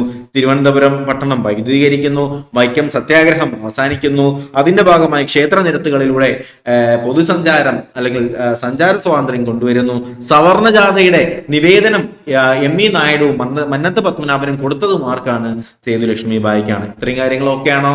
ഇനി നമുക്ക് പഠിക്കാനുള്ളത് തിരുവിതാംകൂറിലെ അവസാനത്തെ ഏറ്റവും പ്രധാനപ്പെട്ട ഒരു ഭരണാധികാരിയെ കുറിച്ചിട്ടാണ്. അദ്ദേഹത്തിന്റെ പേരാണ് ശ്രീചിത്തിര തിരുനാൾ ബാലരാമവർമ്മ. കേട്ടോ, ശ്രീചിത്തിര തിരുനാൾ ബാലരാമവർമ്മ. നമ്മുടെ ആധുനിക തിരുവിതാംകൂർ പഠിക്കുമ്പോഴത്തേക്കും ഇദ്ദേഹത്തെ പഠിച്ചാണ് നമ്മൾ എന്ത് ചെയ്യുന്നത്? ആ ഒരു ഭരണകാലം നമ്മൾ അവസാനിപ്പിക്കുന്നത്. അതുകൊണ്ട് തന്നെ ഇദ്ദേഹത്തിന്റെ കാലഘട്ടം എന്ന് പറയുന്നത് 1931 മുതൽ 1949 വരെയാണ്. 47 നമുക്ക് സ്വാതന്ത്ര്യം കിട്ടുന്നുണ്ട്. 49 വരെ എന്ത് ചെയ്യുന്നു? ശ്രീചിത്തിര തിരുനാൾ ബാലരാമവർമ്മയുടെ കാലഘട്ടം നമുക്ക് കാണാനായിട്ട് കഴിയും. ഇദ്ദേഹമാണ് ശ്രീചിത്തിര തിരുനാൾ ബാലരാമവർമ്മ എന്ന് പറയുന്നത്. തിരുവിതാംകൂറിലെ അവസാനത്തെ മഹാരാജാവാണ് ശ്രീ ചിത്തിര തിരുനാൾ ബാലരാമവർമ്മ. കടൽ കടന്ന് യാത്ര ചെയ്ത ആദ്യത്തെ തിരുവിതാംകൂർ രാജാവ്. ശ്രദ്ധിക്കുക, ആ തിരുവിതാംകൂറിലെ അവസാനത്തെ രാജാവാണ്. കടൽ കടന്ന് യാത്ര ചെയ്ത ആദ്യത്തെ തിരുവിതാംകൂർ രാജാവ് ഇദ്ദേഹം തന്നെയാണ്. 32 നിയമനിർമ്മാണ പരിഷ്കരണ നിയമം അനുസരിച്ച് തിരുവിതാംകൂറിൽ നിയമനിർമ്മാണ സഭ പരിഷ്കരിക്കപ്പെടുകയും ശ്രീമൂലം അസംബ്ലി, ശ്രീ ചിത്ര സ്റ്റേറ്റ് കൗൺസിൽ എന്നിങ്ങനെ 2 മണ്ഡലങ്ങൾ ഉണ്ടാക്കുകയും ചെയ്തത് ശ്രീ ചിത്ര ആരാണ്? ശ്രീ ചിത്ര തിരുനാളാണ് കേട്ടോ. വളരെ പ്രധാനപ്പെട്ട ഒരു പോയിന്റ് ആണ്. നമ്മുടെ തിരുവിതാംകൂറിലെ അവസാനത്തെ മഹാരാജാവാണ് ആരെന്ന് പറയുന്നത് ശ്രീ ചിത്തിര തിരുനാൾ. കടൽ കടന്ന് യാത്ര ചെയ്ത ആദ്യത്തെ തിരുവിതാംകൂർ രാജാവ് അദ്ദേഹമാണ്. 32 നിയമനിർമ്മാണ പരിഷ്കരണ നിയമം അനുസരിച്ചുകൊണ്ട് എന്ത് ചെയ്യുന്നു? തിരുവിതാംകൂർ നിയമനിർമ്മാണ സഭയെ 2ആയിട്ട് ഡിവൈഡ് ചെയ്യുന്നു. ഏതൊക്കെയാണ്? ശ്രീമൂലം അസംബ്ലി എന്നും ശ്രീ ചിത്ര സ്റ്റേറ്റ് കൗൺസിൽ എന്നും പറഞ്ഞ് 2ആയിട്ട് ഡിവൈഡ് ചെയ്യുന്ന ആരാണ്? ശ്രീ ചിത്തിര തിരുനാളാണ്. 36 നവംബർ 12 പ്രസിദ്ധമായിട്ടുള്ള ക്ഷേത്രപ്രവേശന വിളംബരം നടത്തിയത് ശ്രീ ചിത്തിര തിരുനാളാണ്. വളരെ പ്രധാനപ്പെട്ടതാണ്. 36 നവംബർ 12 എന്ത് ചെയ്യുന്നു? പ്രസിദ്ധമായിട്ടുള്ള ക്ഷേത്രപ്രവേശന വിളംബരം നടത്തുന്ന ആരാണ്? നമ്മുടെ ശ്രീ ചിത്തിര തിരുനാളാണ്.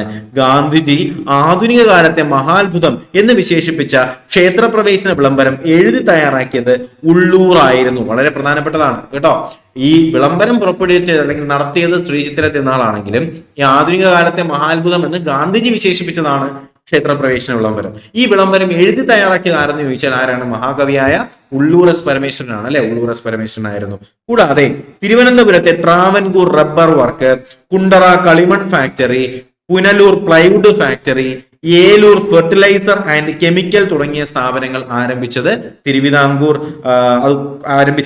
നമ്മുടെ തിരുവിതാംകൂർ ഭൂപണയ ബാങ്ക് സ്ഥാപിച്ചതും കേരളത്തിലെ ആദ്യത്തെ സർവകലാശാലയായ തിരുവിതാംകൂർ സർവകലാശാല സ്ഥാപിക്കപ്പെട്ടതും ശ്രീ ചിത്തിര തിരുനാളുടെ കാലഘട്ടത്തിൽ.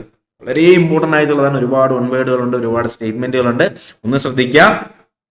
തിരുവനന്തപുരത്തെ ട്രാവൻകൂർ റബ്ബർ വർക്ക്, കുണ്ടറ കളിമൺ factory, okay, Travancore rubber work, അതുപോലെ തന്നെ കുണ്ടറ കളിമൺ factory, Punalur plywood factory, Eloor fertiliser and chemical തുടങ്ങിയ സ്ഥാപനങ്ങൾ ആരംഭിച്ചതും തിരുവിതാംകൂർ ഭൂപണയ ബാങ്ക് സ്ഥാപിച്ചതും കേരളത്തിലെ ആദ്യത്തെ സർവകലാശാലയായ തിരുവിതാംകൂർ സർവകലാശാല സ്ഥാപിച്ചതും ശ്രീ ചിത്തിര തിരുനാളിന്റെ കാലഘട്ടത്തിലാണ്. ഇത്രയും പഠിച്ചിരിക്കണം.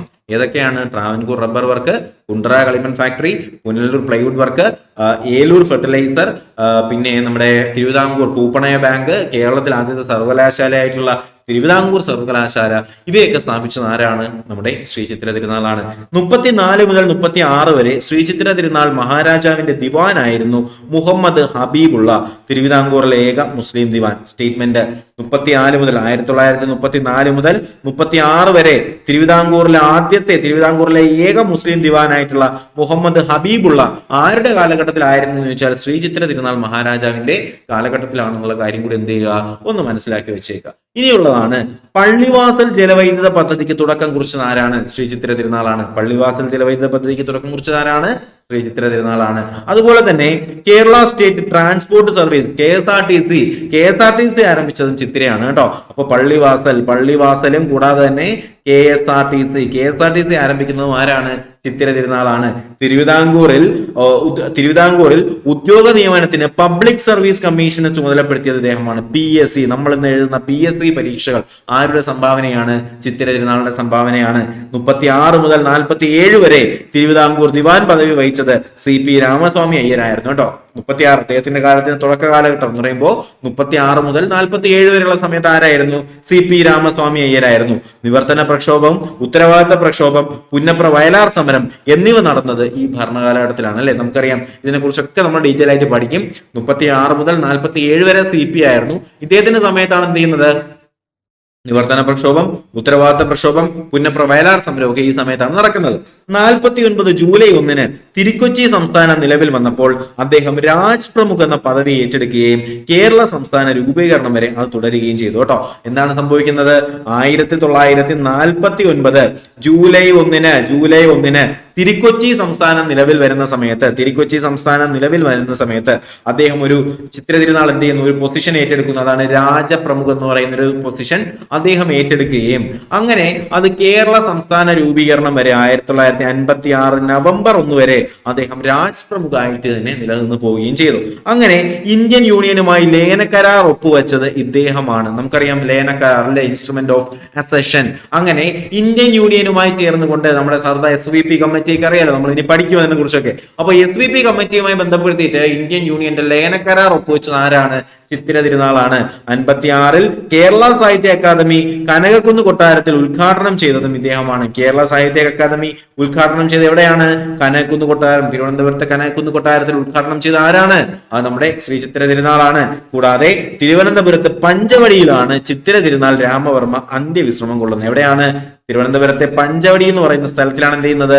ചിത്തിര തിരുനാൾ രാമവർമ്മ അന്ത്യവിശ്രമം കൊള്ളുന്നത്. ഇത്രയും നമ്മൾ എന്ത് ചെയ്യണം? ചിത്തിര തിരുനാളുമായി ബന്ധപ്പെടുത്തിയിട്ട് മനസ്സിലാക്കിയിരിക്കണം. അപ്പോൾ ചിത്തിര തിരുനാളുമായി ബന്ധപ്പെടുത്തിയിട്ട് നമ്മൾ പറഞ്ഞ കാര്യങ്ങൾ മനസ്സിലാക്കണമെന്ന് പറഞ്ഞ പ്രധാനപ്പെട്ട പോയിന്റുകൾ ഞാൻ ഒന്നും കൂടി റിവൈസ് ചെയ്യുകയാണ്. തിരുവിതാംകൂറിലെ അവസാനത്തെ രാജാവാണ്. അതുപോലെ 32-ലെ നിയമനിർമ്മാണ പരിഷ്കരണ സഭ അനുസരിച്ചുകൊണ്ട് ഇദ്ദേഹം എന്ത് ചെയ്യുന്നു? നിയമനിർമ്മാണ സഭയെ രണ്ടായിട്ട് ഡിവൈഡ് ചെയ്യുന്നുണ്ട്. ഏതൊക്കെയാണ്? ശ്രീമൂലം അസംബ്ലി എന്നും ശ്രീ ചിത്ര സ്റ്റേറ്റ് കൗൺസിൽ എന്ന് പറഞ്ഞ് രണ്ടായിട്ട് ഡിവൈഡ് ചെയ്യുന്നുണ്ട്. 36 നവംബർ 12-ന് ഇദ്ദേഹം എന്ത് ചെയ്യുന്നു? നമ്മുടെ ക്ഷേത്രപ്രവേശന വിളംബരം അദ്ദേഹം പുറപ്പെടുവിക്കുന്നു. ഇത് എഴുതി തയ്യാറാക്കിയത് ഉള്ളൂറാണ്. ഇതിന് ആധുനിക കാലത്തെ മഹാത്ഭുതം എന്ന് വിളിച്ചത് ഗാന്ധിജിയാണ് അല്ലെ. അതുപോലെ ട്രാവൻകൂർ റബ്ബർ വർക്ക്, കുണ്ട്ര കളിമൺ factory, Punalur plywood factory, Eloor fertiliser, Thiruvananthapuram ഭൂപണയ ബാങ്ക്, കേരളത്തിലെ ആദ്യത്തെ സർവകലാശാല തിരുവിതാംകൂർ സർവകലാശാല, ഇതൊക്കെ സ്ഥാപിക്കുന്ന ഇദ്ദേഹമാണ്. 34 മുതൽ 36 വരെ മഹാരാജാവിന്റെ ദിവാനായിരുന്നു. ആര്? ചിത്തിര തിരുനാളിന്റെ ദിവാനായിരുന്നു ആരാണ്? 34 മുതൽ 36 വരെ മുഹമ്മദ് ഹബീബുള്ളയാണ്. എന്നാൽ 36 മുതൽ 47 വരെ ആരായിരുന്നു? അത് CP രാമസ്വാമി ആയിരുന്നു അല്ലെ. തിരുവിതാംകൂറിലെ ഏക മുസ്ലിം ദിവാനായിരുന്നു ആര്? നമ്മുടെ മുഹമ്മദ് ഹബീബുള്ള. അതിനുശേഷം അദ്ദേഹം പള്ളിവാസൽ പദ്ധതിക്ക് തുടക്കം കുറിക്കുന്നു. KSRTC കൊണ്ടുവരുന്നു, PSC കൊണ്ടുവരുന്നു അല്ലെ. PSC എന്ന് പറഞ്ഞൊരു കമ്മീഷൻ കൊണ്ടുവരുന്നു അല്ലെ. അതിനുശേഷം ഞാൻ പറഞ്ഞു CPയുടെ കാര്യം ഞാൻ പറഞ്ഞു. 49 ജൂലൈ 1-ന് എന്ത് ചെയ്യുന്നു? തിരുക്കൊച്ചി സംസ്ഥാന യോജനം വന്നപ്പോഴത്തേക്കും രാജ് പ്രമുഖ് എന്ന് പറയുന്ന ഒരു പദവി അദ്ദേഹം ഏറ്റെടുക്കുന്നു. ഈ പൊസിഷൻ ഏതുവരെ കടക്കുന്നു? 56 വരെ അദ്ദേഹം രാജ് പ്രമുഖായിട്ട് നിലനിൽക്കുന്നു. 56-ൽ നമ്മുടെ ഇൻസ്ട്രുമെന്റ് ഓഫ് അസഷൻ അല്ലെങ്കിൽ ലയന കരാറിൽ ഇന്ത്യൻ യൂണിയനുമായി ഒപ്പുവെച്ചതുമാരാണ്? ചിത്തിര തിരുനാളാണ്. അങ്ങനെ കേരള സാഹിത്യ അക്കാദമി കനകക്കുന്ന് കൊട്ടാരത്തിൽ വെച്ച് ഉദ്ഘാടനം ഇദ്ദേഹം ചെയ്യുന്നുണ്ട്. പഞ്ചവടി എന്ന് പറയുന്ന സ്ഥലത്തിൽ തിരുവനന്തപുരത്തിലാണ് എന്ത് ചെയ്യുന്നത്? ശ്രീ ചിത്തിര തിരുനാൾ രാമവർമ്മ അന്ത്യവിശ്രമം കൊള്ളുന്നത്. അപ്പോൾ ഇത്രയുമാണ് നമ്മുടെ ഏറ്റവും പ്രധാനപ്പെട്ട തിരുവിതാംകൂർ രാജാക്കന്മാരുമായി ബന്ധപ്പെടുത്തിയിട്ട് നമ്മൾ പഠിക്കാനായിട്ടുണ്ടായിരുന്നത്. മാക്സിമം പോയിന്റുകൾ നമ്മൾ കവർ ചെയ്യുന്നുണ്ട്. അപ്പോൾ ഇതുമായിട്ട് ബന്ധപ്പെടുത്തിയിട്ട് ഒരു മോഡൽ എക്സാം, തിരുവിതാംകൂർ രാജാക്കന്മാരുമായി ബന്ധപ്പെടുത്തിയിട്ട് ഒരു മോഡൽ എക്സാം, ഇതിന്റെ ഫോളോ അപ്പ് ആയിട്ട് തന്നെ നിങ്ങൾക്ക് ഒരു വീഡിയോ ആയിട്ട് തന്നെ ഞാൻ ചെയ്യുന്നതായിരിക്കും. അല്ലെങ്കിൽ അത് നമ്മുടെ ബാച്ച് ഗ്രൂപ്പിനകത്ത് നിങ്ങൾക്ക് ഇതിന്റെ ഒരു മോഡൽ എക്സാം അവൈലബിൾ ആയിരിക്കും. ഈ ക്ലാസ്സിന് ശേഷം നെക്സ്റ്റ് ഡേ നിങ്ങൾക്ക് 100 മാർക്കിന്റെ ഈ PDF ഉൾപ്പെടുത്തിക്കൊണ്ടുള്ള 100 മാർക്കിന്റെ ഒരു മോഡൽ എക്സാം, തിരുവിതാംകൂർ രാജാക്കന്മാരുടെ മോഡൽ എക്സാം മാത്രമായിട്ട് ഞാൻ നിങ്ങൾക്ക് ഷെഡ്യൂൾ ചെയ്ത് തരുന്നതായിരിക്കും. അപ്പൊ എന്തായാലും എന്ത് ചെയ്യുക? ക്ലാസ്സിലേക്ക് ജോയിൻ ചെയ്യുക. അതുപോലെ തന്നെ ഞാൻ ഈ പറഞ്ഞ പോലെ തന്നെ നമ്മുടെ ഡിഗ്രി ലെവൽ ബാച്ചിലേക്ക് ജോയിൻ ചെയ്താൽ കംപ്ലീറ്റ് സിലബസ് കവറേജ് വെച്ചിട്ടുള്ള ക്ലാസ്സുകൾ നിങ്ങൾക്ക് കിട്ടുന്നതായിരിക്കും. അപ്പൊ എന്തായാലും മാക്സിമം എല്ലാവരും ജോയിൻ ചെയ്യാനായിട്ട് ശ്രമിക്കുക. 1499 രൂപയാണ് പേയ്മെന്റ് ആയിട്ട് വരുന്നത്. ജോയിൻ ചെയ്യാൻ താല്പര്യമുള്ളവർ ഈ പേയ്മെന്റ് എന്ത് ചെയ്യുക? ഈ കാണുന്ന നമ്പറിലേക്ക് 9961969272 എന്ന് പറയുന്ന ഈ നമ്പറിലേക്ക് പേയ്മെന്റ് ചെയ്യുക. എന്നിട്ട് ഇതേ നമ്പറിൽ തന്നെ വാട്സപ്പിൽ ആ പേയ്മെന്റിന്റെ സ്ക്രീൻഷോട്ട് അയക്കുമ്പോൾ നിങ്ങളെ ഗ്രൂപ്പിലേക്ക് ആഡ് ചെയ്യുന്നതായിരിക്കും. ഓറൽസ് നിങ്ങൾ എന്ത് ചെയ്യുക? ഈ QR കോഡിലോട്ട് ആ പേയ്മെന്റ് ചെയ്താലും മതിയാവും. ഓക്കെ. അപ്പൊ എന്തായാലും ഇത്രയും കാര്യങ്ങളാണ് നിങ്ങളുമായിട്ട് ഈ വീഡിയോയിൽ ചർച്ച ചെയ്യാനായിട്ടുണ്ടായിരുന്നത്. അപ്പോൾ തിരുവിതാംകൂർ രാജവംശം എന്ന് പറയുന്ന ഈ ഒരു വലിയ പോർഷനാണ് നമ്മൾ എന്ത് ചെയ്തത്? ഇപ്പോൾ കവർ ചെയ്തിട്ടുണ്ടായിരുന്നത്. വീഡിയോ നിങ്ങൾക്ക് ഉപകാരപ്പെട്ടു, ഇഷ്ടപ്പെട്ടു എന്ന് തന്നെ പ്രതീക്ഷിക്കുന്നു. വീഡിയോ ഇഷ്ടമായെങ്കിൽ തീർച്ചയായിട്ടും നിങ്ങൾ എന്ത് ചെയ്യണം? വീഡിയോ ഇപ്പൊ തന്നെ ഒന്ന് ലൈക്ക് ചെയ്തേക്കുക. ചാനൽ സബ്സ്ക്രൈബ് ചെയ്യാത്തവരുണ്ടെങ്കിൽ ചാനൽ സബ്സ്ക്രൈബ് ചെയ്യുക. ക്ലാസിനെ കുറിച്ചുള്ള നിങ്ങളുടെ അഭിപ്രായം തീർച്ചയായിട്ടും കമന്റ്സ് ആയിട്ട് രേഖപ്പെടുത്തുക. ഇതിന്റെ മോഡൽ എക്സാംസും മോക്ക് ടെസ്റ്റുകളും ആവശ്യമുണ്ടെന്നുണ്ടെങ്കിൽ നമ്മുടെ ബാച്ചിലേക്ക് ജോയിൻ ചെയ്യുക. പുതിയൊരു വീഡിയോ ക്ലാസ്സും ഒക്കെ ആയിട്ട് മക്കളെ നമുക്ക് ഉടനെ തന്നെ കാണാം. അതുവരേക്കും എല്ലാവർക്കും bye bye, good bye, take care.